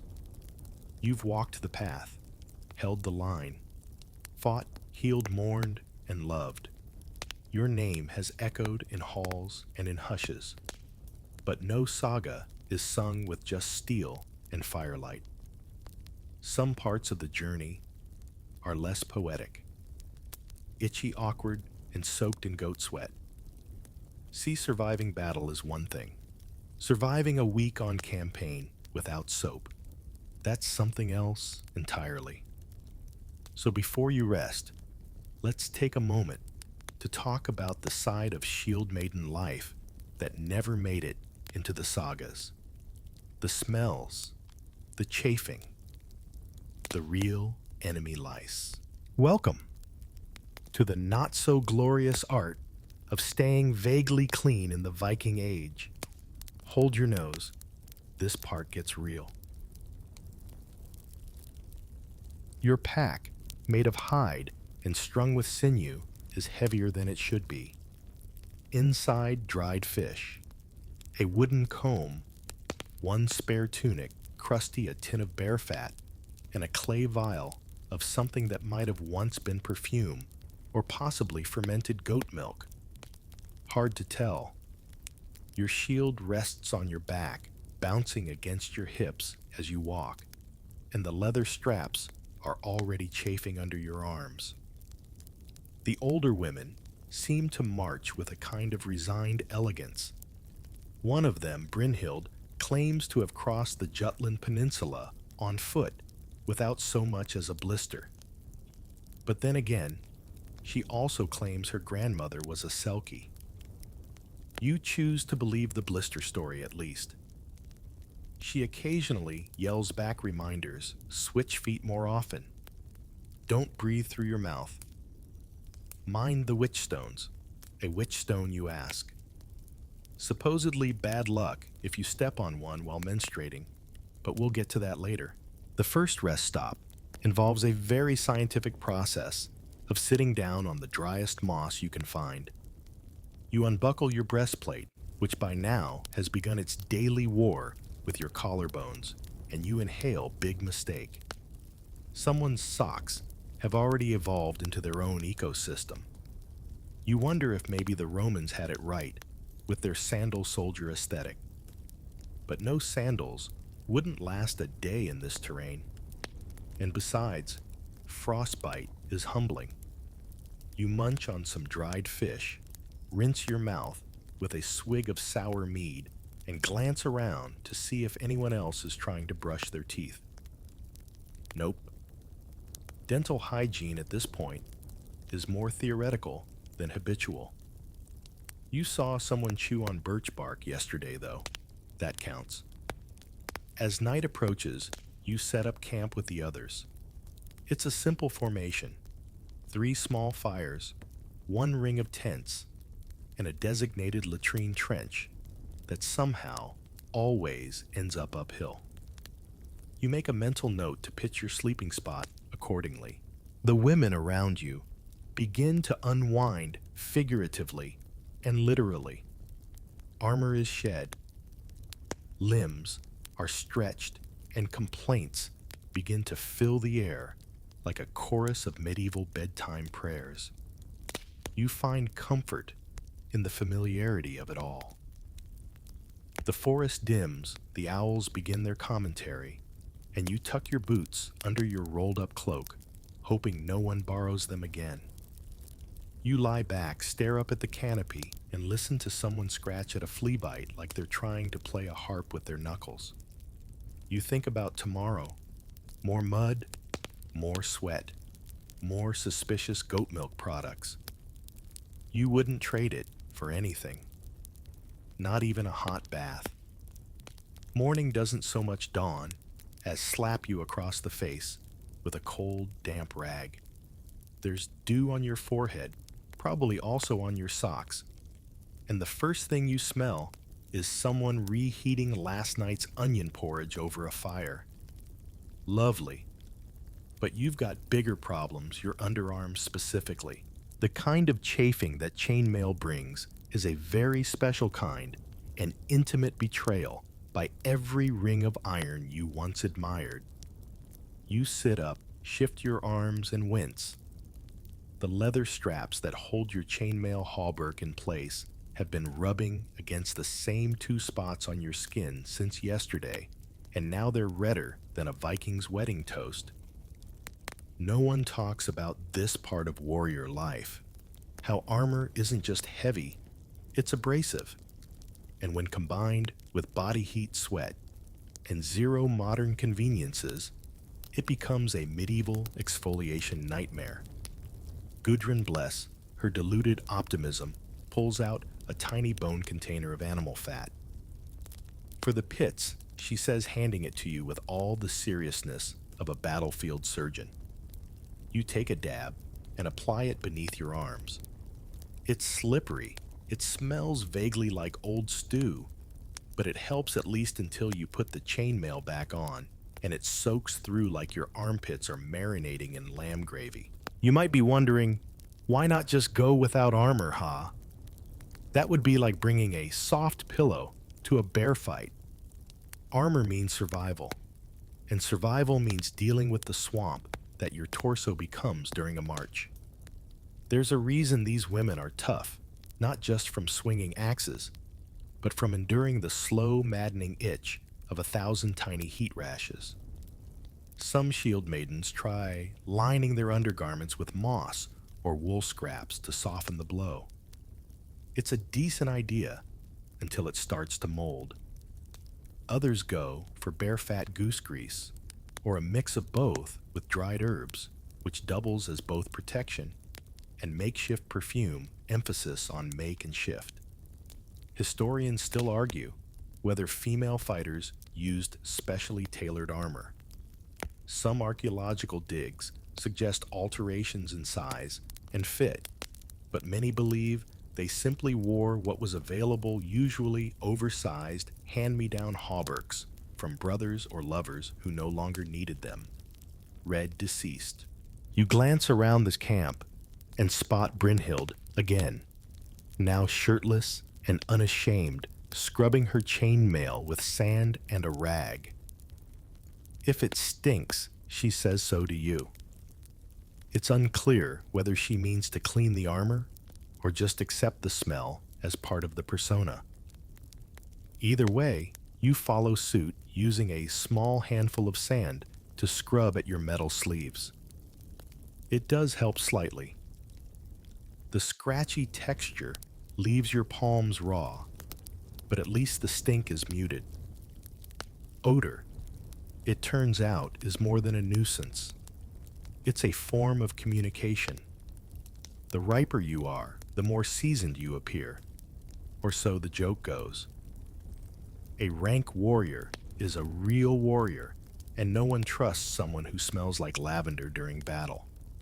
That's either a trap or a very unfortunate accident with someone's bathwater. When it's time to march again, you brace yourself. The chainmail goes over your head with a groan, and you can feel it bite back into your shoulders like an old enemy. But you stand, adjust your gear, and fall in line. Sweat returns almost immediately, seeping into the layers of linen beneath your armor. The stink rises in waves, and you resign yourself to becoming part of the forest's natural bouquet, earth pine, and robustly seasoned Shieldmaiden. It's not glamour, but it's glory in its own strange, itchy way. The next part of your journey introduces a sacred ritual hair care, Viking edition. You and the other shield maidens have made camp near a slow-moving stream, shaded by birches, and littered with the occasional curious frog. It's the closest thing to luxury you'll experience this week, and the mood shifts accordingly. There's laughter, half-hearted singing, and the rhythmic slap of wet cloth on stones. You kneel beside the water, undoing the leather thong that's kept your braid roughly intact. Your hair, once perhaps your crowning glory, now resembles an overused rope frayed greasy and home to a questionable number of hitchhiking gnats. Still, there's pride in keeping it neat, even if your tools are primitive, and your shampoo is mead. Yes, mead. Someone somewhere decided fermented honey water was good for more than drinking. You pour a bit into your hands and rub it into your scalp, wincing slightly at the stickiness. It bubbles just enough to feel vaguely satisfying. Rinsing it out in the icy stream stings your temples, but the reward is real cleaner hair and the faint scent of old ale. You'll take it. Next comes the comb.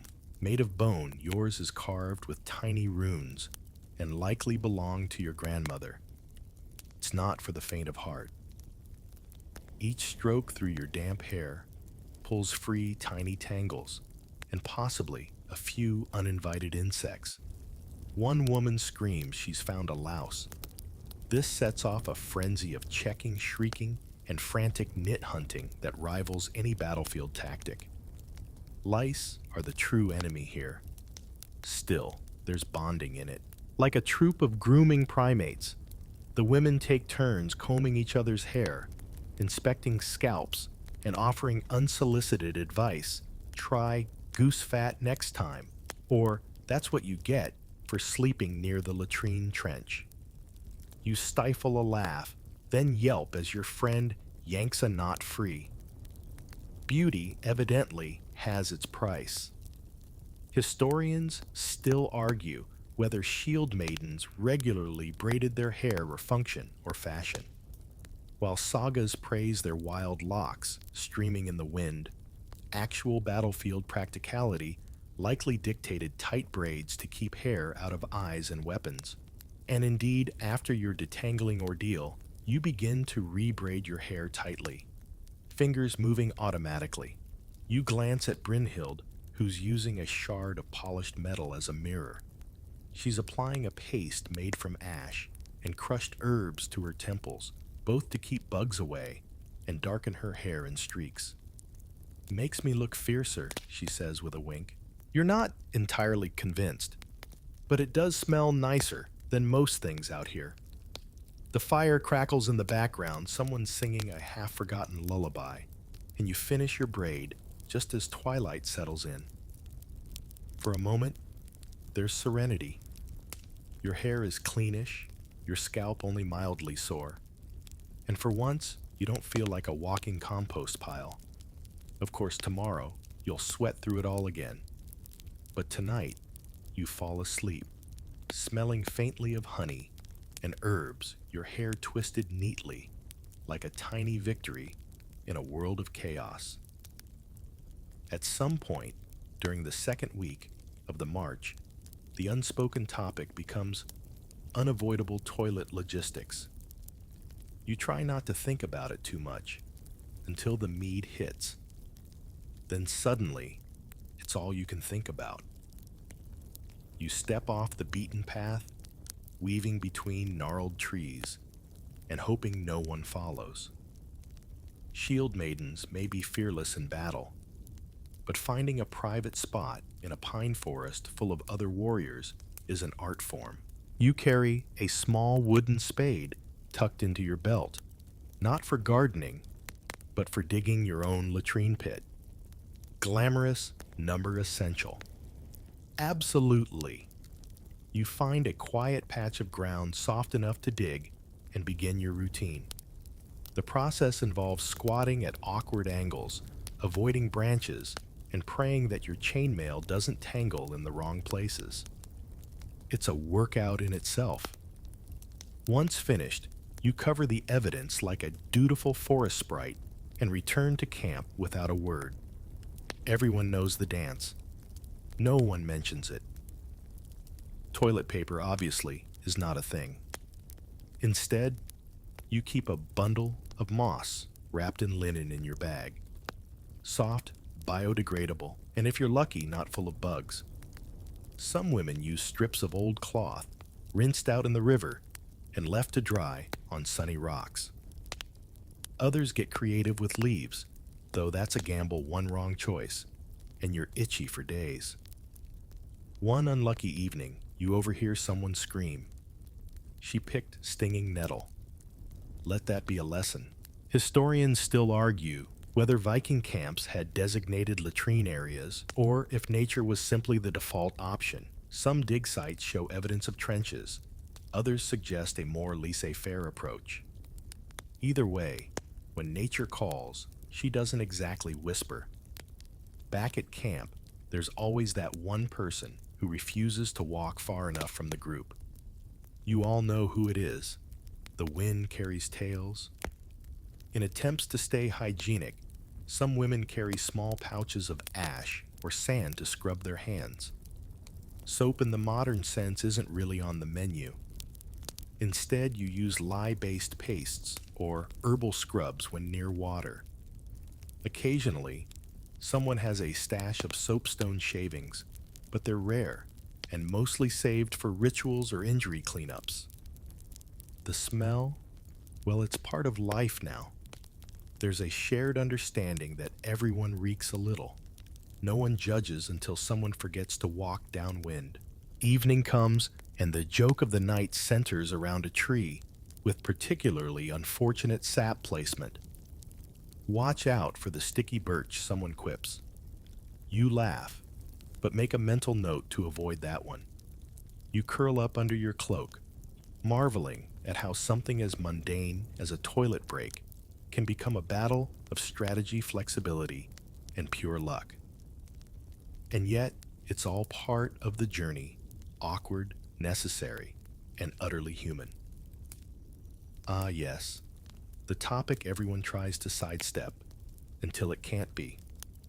You're a shield maiden after all, not a mythical being immune to biology. That time of the month still comes even on campaign, and you handle it with the same grit you apply to swinging an axe or trudging through sleet. But let's be honest, battlefield menstruation is in a word inconvenient.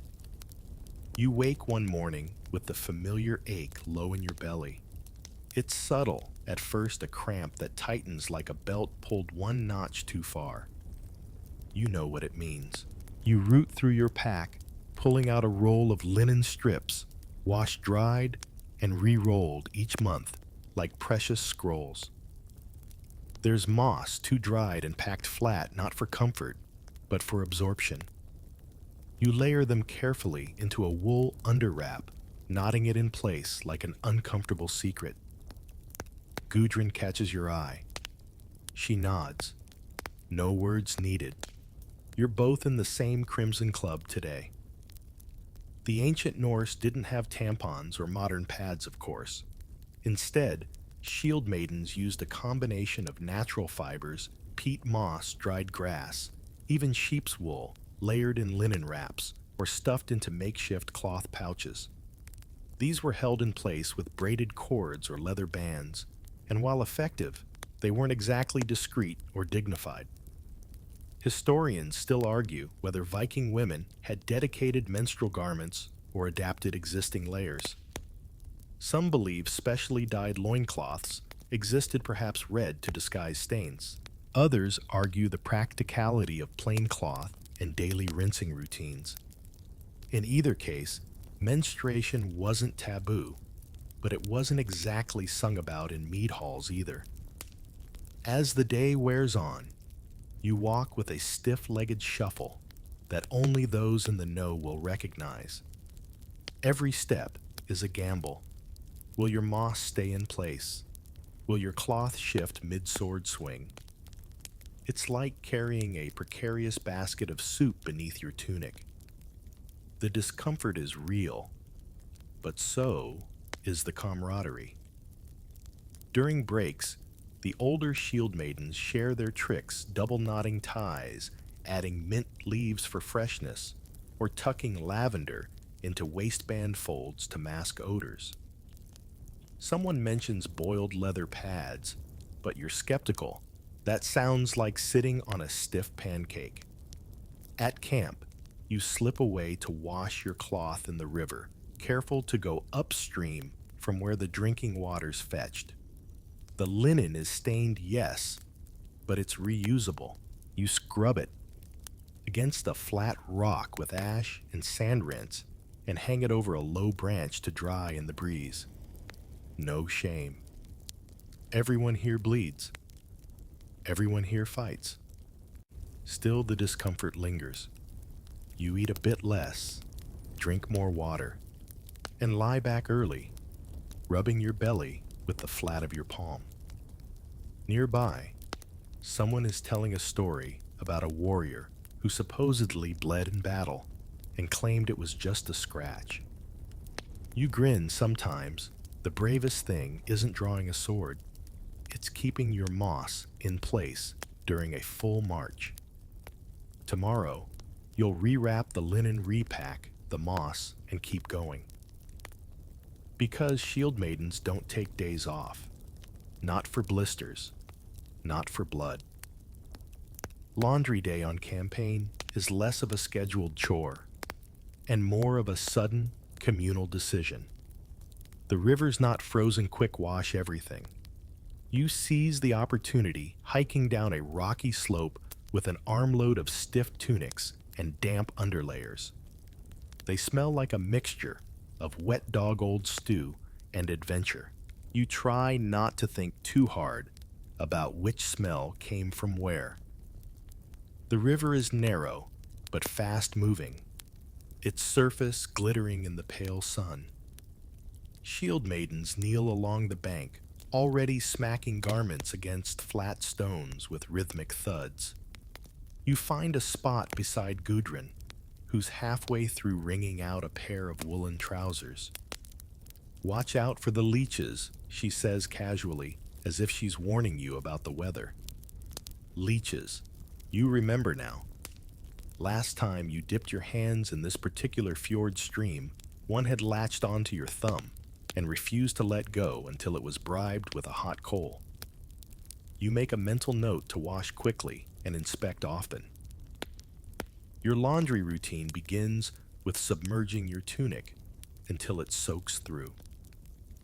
Then comes the ash paste wood ash from last night's fire, mixed with a splash of water and some crushed wildflowers if you're feeling fancy. You scrub vigorously, pressing out mud sweat and battlefield stains. It doesn't smell like lavender detergent, but it gets the job done. Historians still argue whether Viking Age people did laundry regularly or just wore things until they disintegrated. Evidence from settlements suggests soapstone and lye use, as well as washing boards fashioned from bark or polished planks. But on campaign, improvisation was king. As you wring out the cloth, your hands turn red from the cold. The water is icy enough to numb your fingertips after a few minutes, so you rotate items quickly. Tunic trousers, underwraps, then finally your socks, which are less fabric now and more crust. Nearby, someone loses a sleeve to the current and dives in after it with dramatic flair. Applause breaks out. Brynhild, ever the contrarian, is scrubbing her cloak using mead and a prayer. "If I can drink it, I can clean with it," she declares. You're unconvinced, but quietly amused. You spread your clean, relatively laundry over nearby rocks to dry. The sun peeks through the clouds for just long enough to warm the fabric, and the group settles into a rare moment of quiet satisfaction. Birds chirp water gurgles, and the smell of wet wool mingles with the crisp scent of pine. It's not paradise, but it's not bad. Once your garments are dryish, you fold them with exaggerated care and pack them back into your satchel. Your hands still smell like ash and lichen, but you feel lighter, cleaner, slightly less like a wandering bog creature. Of course, it'll last all of 2 hours, maybe 3. But for now, you bask in your semi-freshness like a true warrior laundress. When it comes to bathing on campaign, the options are twofold: frigid rivers or nothing. Tonight, you've chosen the river not because you're feeling particularly bold, but because Brynhild made a crack about your ambitious aroma. Shieldmaidens, it turns out, are as ruthless with their humor as with their axes. The bath is communal, which means modesty takes a back seat to pragmatism. You approach the riverbank with a bundle of linen, a borrowed comb, and a small tin of pine resin soap paste. The moon hangs low, casting silver over the water. The trees creak in the breeze like they're whispering gossip about your decision. You step in and immediately regret everything. The water bites your ankles like 1,000 angry ghosts. It's so cold, your lungs freeze mid-breath, and your thighs go numb in seconds. But you press on, teeth gritted, because it's better than being the one who smells like soup rot. Others are already mid-bath. Some stand waist-deep, scrubbing their arms with handfuls of gravel or sand. Others sit on rocks, pouring water over themselves with wooden ladles, their breath fogging in the air. You find a spot and dip quickly, gasping loud enough to startle a bird. Brynhild cackles. "Cold enough to preserve a seal carcass," she says. Comforting, you scrub quickly, starting with your arms and working inward. The soap paste melts against your skin, releasing a scent of resin and old lard. It doesn't lather, but it cuts through the grime well enough. You avoid dunking your head, too much risk of brain freeze, but splash your face and behind your ears. You might not be pretty by candlelight, but you won't be the one attracting flies at breakfast. Historians still argue whether Viking women bathed as regularly in the field as they did at home. Settlements had saunas and hot baths, but campaign life was different. Still, Norse culture valued cleanliness more than many later medieval societies. Weekly washing wasn't uncommon, though, on the road. Weekly was often, when possible, without hypothermia. As you rinse, you steal a glance at the others. There's no shame, no teasing, just mutual understanding. You're all trying your best not to smell like despair. One woman braids her wet hair by moonlight. Another is singing a quiet lullaby about whales and winter. It's peaceful if you ignore the shivering. Once clean or clean enough, you step out onto the rocks and pat yourself down with your tunic. The chill cuts deeper now, but your skin tingles with freshness. There's pride in it somehow. You survived. The ice bath didn't scream too loudly, and your underarms now smell faintly of pine. As you slip into your cloak and trudge back toward the fire, someone offers you a hot drink. You cradle the cup in your hands and exhale steam mixing with the night air. The worst is over for now, and tomorrow you can gloat, just a little. The campaign continues, and so does the itching. Not from chafing or battle wounds, no. This is the subtle creeping kind of itch that begins behind your ears and ends in existential dread.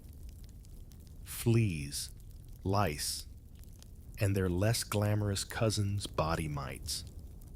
You wake to the sound of scratching, not an animal. Brynhild, she's using the edge of a horn spoon to drag through her scalp, like she's tilling soil. They're back, she mutters. You don't ask who. You already know. Pest control on the road is a shared burden. It begins with a daily inspection. You sit cross-legged in the sun, parting your hair with a bone comb as if hoping for good news. Spoiler, there's never good news. The comb pulls out tiny dark specks, some alive, some dead, all unwelcome. Gudrun has a technique. She heats her comb in the fire, then cools it in water before running it through her braids. Kills the eggs, she says, like a seasoned exterminator. Another woman smears goose grease along her part lines, swearing it smothers the bugs. You try it once. It works, but now you smell like roasted poultry. To tackle fleas in clothing, the group sets up a fumigation pit, a shallow trench filled with smoldering herbs, topped with a grid of green wood. Tunics and cloaks are draped above, absorbing the bitter smoke. The mix includes juniper mugwort and anything else that might offend an insect's senses. You toss your cloak on the rack and hope the fleas hate folk remedies. Historians still argue how deliberate Norse pest control was versus just tolerating discomfort. Burial sites show fine-toothed combs buried with the dead, suggesting lice control mattered. But no written manuals, remain just the oral traditions of itchy warriors and a few smudged saga jokes. There's also that Naiti circle. Every few nights, women gather near the fire to comb each other's hair while swapping stories. It's intimate, oddly soothing, and an important bonding ritual. Tonight, you find yourself in Gudrun's lap head, tilted as she inspects your scalp like a tax auditor. Not bad, she says. Just a couple. You're getting better. She dabs your neck with a mint leaf poultice and ties your braids up tight. You return the favor, spotting 2 nits and 1 small louse behind her ear. You kill it with the tip of your fingernail, flicking it into the fire like a tiny offering. Pests, like bad campfire songs, are inevitable, but they're manageable. And when everyone shares the same misery, it somehow doesn't feel quite as miserable. You wrap your cloak tighter and settle down. The itch is still there, faint but bearable. Tomorrow, you'll burn more herbs wash again and hope for a frost. Cold snaps do wonders for clearing out the freeloaders. Until then, you dream of hot saunas and clean linen and maybe, just maybe, a world without lice. Let's talk about something no one really wants to talk about, Breath. In a world without toothbrushes, mints, or Listerine, you're walking around with a mouthful of whatever you last ate, and probably a few things you didn't. And yet somehow, there are still standards. Sort of. You start your morning with the usual dried fish and hard bread, chewing slowly as your jaw protests every crunch. The flavor lingers. Then you pull out a small twig of birch and begin to chew on one end until it frays. Voila, your makeshift toothbrush. The birch stick is bitter, but it's cleansing. It scrapes your teeth and massages your gums. Someone nearby uses juniper instead, which smells better but tastes like regret. Others go for pine resin chewed into a wad and rolled around the mouth like medieval gum. It sticks to your molars but helps mask the aroma of whatever just crawled out of your throat. Gudrun, ever inventive, has a pouch of dried mint leaves. She chews one after meals and hands you another. You pop it in gratefully. For a moment, your mouth feels almost civilized.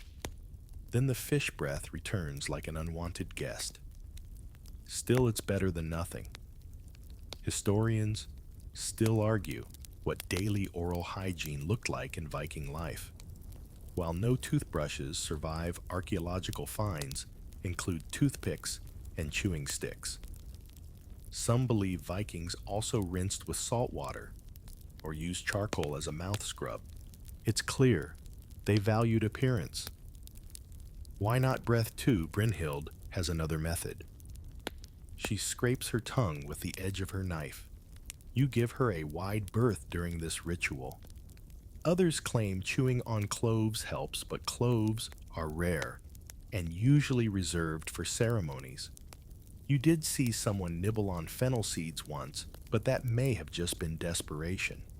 There's also the technique of pretending you don't smell anything. It's popular. If no one says anything, it doesn't exist. But you know the truth. Breath matters when you're huddled in tents yelling over shields or whispering campfire stories. You notice who has talking distance and who doesn't. After dinner, you chew another mint leaf and swish some cold water. It's not perfect, but it's ritual. A little moment of self-care in a world that smells like smoke, sweat, and damp wool. Tomorrow you'll chew another stick. Maybe steal a sprig of thyme if you're lucky. But tonight, you'll breathe a little easier, minty fishy, and proud. Your hands tell the real story of life on campaign. They're not calloused. They're downright fossilized. Cracks spider across your knuckles, dirt clings under every nail. And yesterday's stew somehow still haunts your cuticles. But hygiene doesn't stop at your armpits and breath. Nail and skin maintenance is essential, if only to prevent infections from turning minor scratches into dramatic tales with very unpleasant endings. You sit near the fire and begin the ritual. First, the nails. You draw a small iron blade from your kit, the edge worn down from years of use, but still sharp enough to trim your claws. There's no such thing as nail clippers here, just careful slicing and a steady hand. You clean under the nails with a bone pick squinting in the firelight. A splinter comes loose. Victory. Next comes the skin. Your hands are dry and cracking, so you reach for your small tin of bear fat again. It's greasy. It smells like forest roadkill, but it softens the skin. If applied liberally and rubbed in like you're polishing a boot, you massage it into your palms, between your fingers, and over your elbows, which have begun to resemble sandstone. Some women swear by ash scrubs. A mix of fire ash and water creates a gritty paste perfect for sloughing off dead skin. Brynhild uses it religiously and claims it prevents boils. Better to burn off the grime than let it fester, she says, scrubbing her feet with the enthusiasm of a blacksmith sanding a blade. Historians still argue whether Viking women had specific tools for manicures, or if they repurposed eating knives and sewing gear. Some burial finds include tweezers and picks tools that could easily double for grooming. It's clear, from accounts, that appearance mattered. Clean nails and well-maintained skin may have been signs of pride or even ritual preparation. You turn your attention to your feet. They've been confined in stiff boots all day and now resemble something between tree bark and old cheese. You rinse them in cold water, pick away at the cracked heels, and rub in a layer of goose grease. A deep sigh escapes you. It's not luxurious, but it's the closest you'll get to a spa out here. Your companions go through similar routines. One is sanding calluses with a chunk of pumice. Another is picking pebbles out from between her toes. Someone jokes about offering foot massages for extra rations. No takers. Injuries are common. Blisters turn into sores, cuts into scabs, and bug bites into inflamed mysteries. You keep an eye out for redness or swelling, early signs of infection. If something looks wrong, it's treated with honey or crushed yarrow. Or if things get bad enough, someone pees on it. That's not a joke. It's surprisingly effective, though no one enjoys it. You finish with a light dusting of crushed sage leaves over your arms. They stick to the fat, but add a hint of something not entirely unpleasant. You feel slightly more human. Then someone offers you a roasted mushroom from the fire, and you accept with freshly cleaned fingers, no less. Viking Shieldmaiden style. Brutal basic, and surprisingly effective. You thought your hair care routine was intense, but helmet hair. That's a different beast entirely. After days of wearing a steel cap lined with wool and zero ventilation, your scalp has surrendered to chaos. Flat in places, matted in others, and home to a mysterious spiral right at the crown. You remove your helmet after a long march and hear an audible flump. Even your hair wants to escape. You run your fingers through the mess. It resists like a tangle of dry reeds. Brynhild wanders past, sees your struggle, and simply mutters, "Good luck," helpful as ever. The helmet itself smells like sour leather and old pennies. You flip it over and give it a shake. Something falls out. Is that moss? No, it's worse. It's hair, yours probably. And some that might not be. The lining meant to cushion blows also traps sweat lice and whatever dirt collects during battle charges. There's no escaping it unless you shave your head, which actually some do. Historians still argue how common close-cropped hair was among Norse women. Some accounts mention braided styles. Others hint at shaven temples or full heads to better accommodate helmets. One grave in Denmark contained a woman with neatly clipped hair and a comb buried at her side. Coincidence? Maybe, but plausible. You, however, are not shaving your head, not yet. Instead, you do damage control. You soak your hair with a bit of warm water, comb it out with short, painful strokes, and apply a thick smear of goose grease to tame the static. The smell, once again, is farmyard forward, but it works. Someone nearby mutters about scalp sores. Another woman is checking her hairline for bald patches. It's a real concern. Constant rubbing traps sweat, and occasional lice infestations can leave spots where hair just gives up. You inspect your temples in a polished metal shard. Still there, for now. In an attempt at self-care, you redo your braid. It takes time, patience, and one snapped leather tie. But when you're done, it lies neat and firm down your back. A small victory. You tuck your helmet under your arm and let your hair breathe in the cool dusk air. It feels like freedom. Later, around the fire, someone begins a tale about a warrior whose hair grew so wild it tangled in her enemy's spear. Probably apocryphal. But you still tighten your braid a bit more. Your helmet rests beside you, steaming gently from your last headlong charge. Tomorrow, it goes back on. But tonight, your scalp gets a break. And maybe, just maybe, your hair forgives you. Somewhere between the second river crossing and a very unfortunate encounter with a blackberry thicket, you acquire a cut. It's not heroic. You didn't get it in battle or while rescuing a comrade. You just slipped and introduced your forearm to a particularly judgmental rock. You hiss through your teeth. It's shallow, but angry looking, oozing just enough to demand attention. A few decades from now, this would be a band-aid job. Out here, it's a full production. You head back to camp, cradling your arm like a sacred scroll. Gudrun takes one look and sighs. She rummages through her pouch and pulls out a lump of something amber-colored honey, thick and slightly cloudy. She scoops a bit onto a clean strip of linen and applies it to your wound. It stings. That means it's working, she says. Honey is liquid gold out here.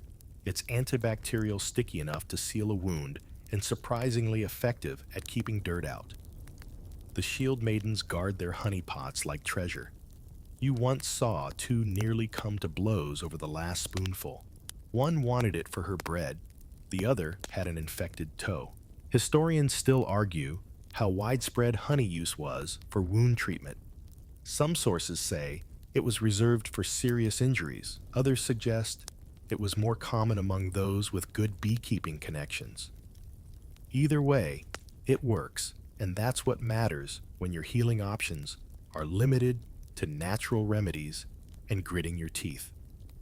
After the honey comes a layer of goose fat, then a wrapping of clean wool. Cleanish. It's been boiled at least. Brynhild, now acting as a stern nursemaid, gives you a look. Keep it dry, and don't pick at it.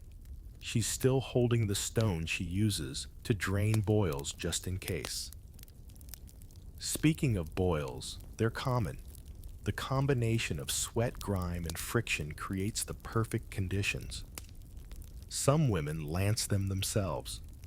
Others leave it to someone with a steadier hand and fewer qualms.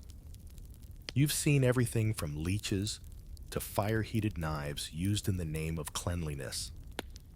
You're just grateful your rock-induced injury stopped short of infection. Later that night, someone brings out a pot of salve made from rendered pig fat and crushed garlic. It smells like doom, but works wonders on swelling. Another passes around a clay pot of fermented onion mash, which is apparently good for drawing out splinters and lingering curses. You lie down, arm bandaged, feeling a mix of pride and mild dread.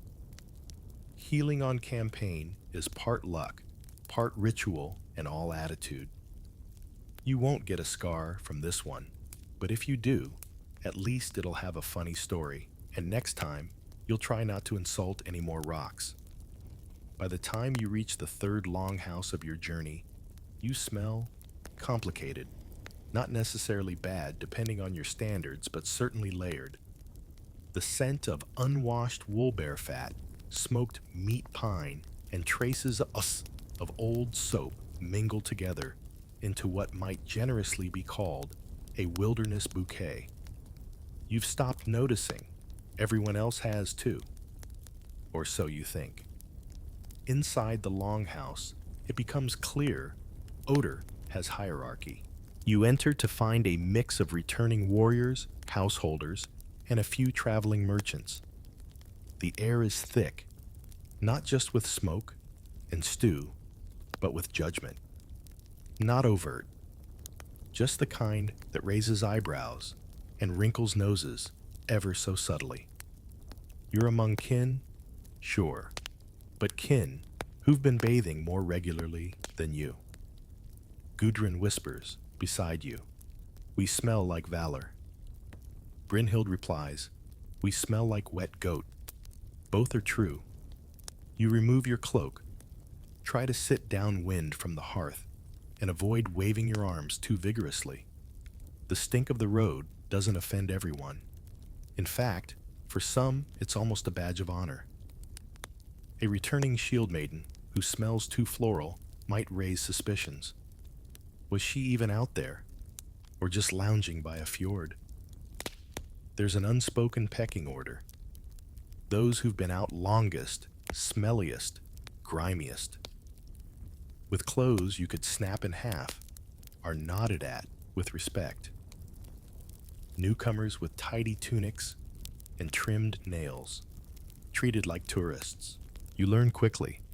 The worse you smell, the better your war stories. Historians still argue how important scent was in Norse culture. There's evidence of perfumes and incense in ceremonial settings. But daily life, probably funkier. Sagas mention scented oils, but also the reek of warriors. Both could be true.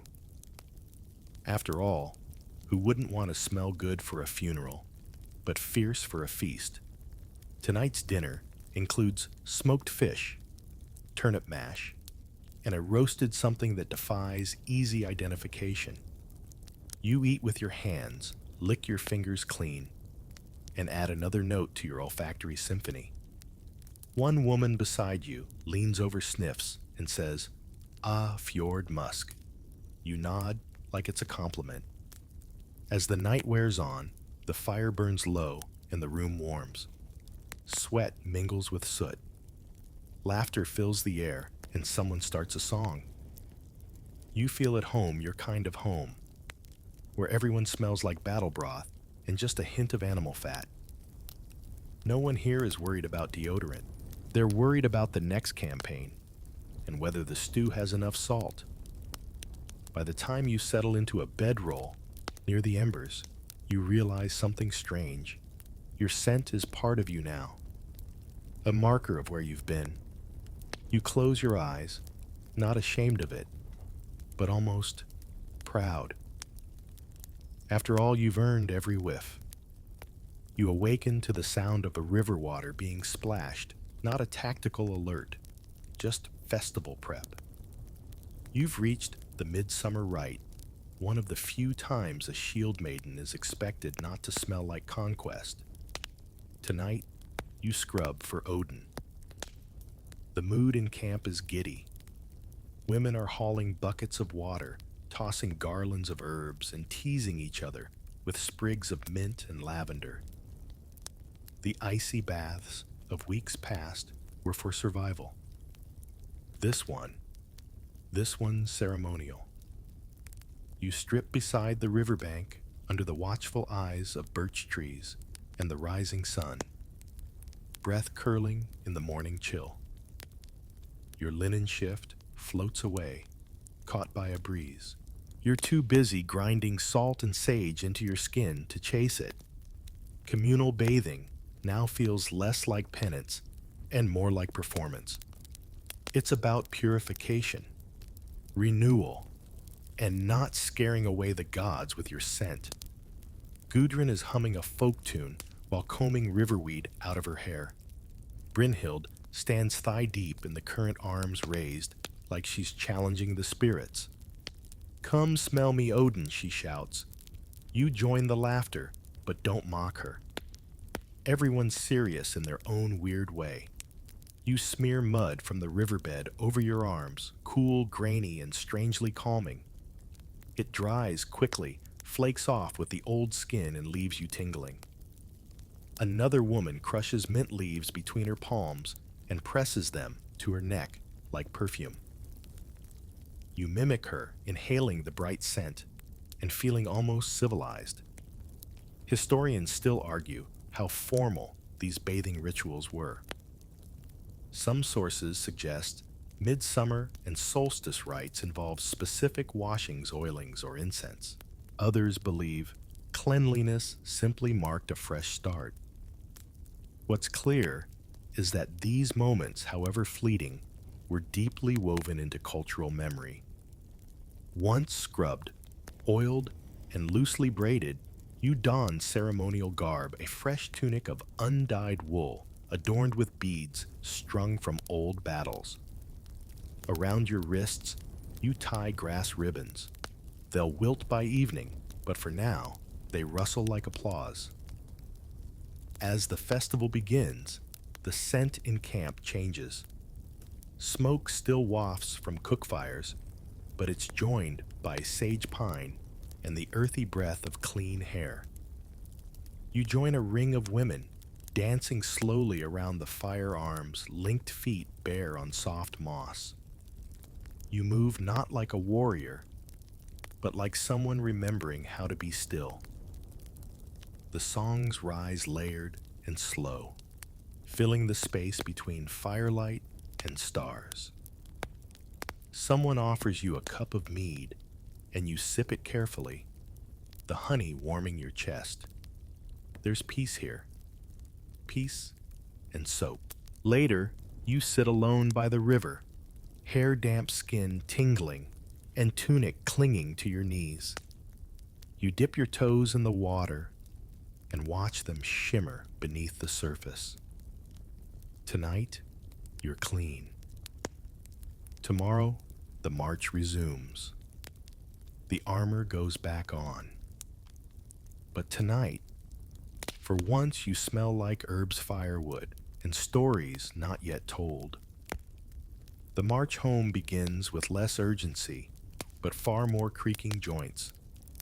Your body is sore in places you didn't even know, could ache shoulders from armor knees, from cold riverbanks, and a persistent cramp in your neck from sleeping on bundled chainmail. Still, the promise of home lightens every step. That and the thought of an actual bath. The forest thins, the path widens, and familiar landmarks emerge.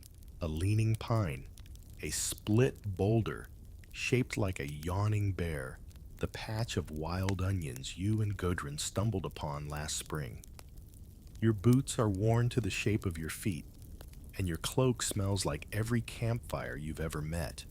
You're filthy, but in the kind of way that means you've earned it. As you approach your village, the air changes. There's salt on the breeze, the scent of fish smoke, and the distant clatter of children's laughter. The longhouse roofline peaks above the trees like a friendly elder waving hello. Your steps quicken. You arrive to cheers. Mud-smeared, grease-slicked, and with hair braided like battlefield rope, you are nonetheless greeted like a queen, or at least a very well-traveled auntie.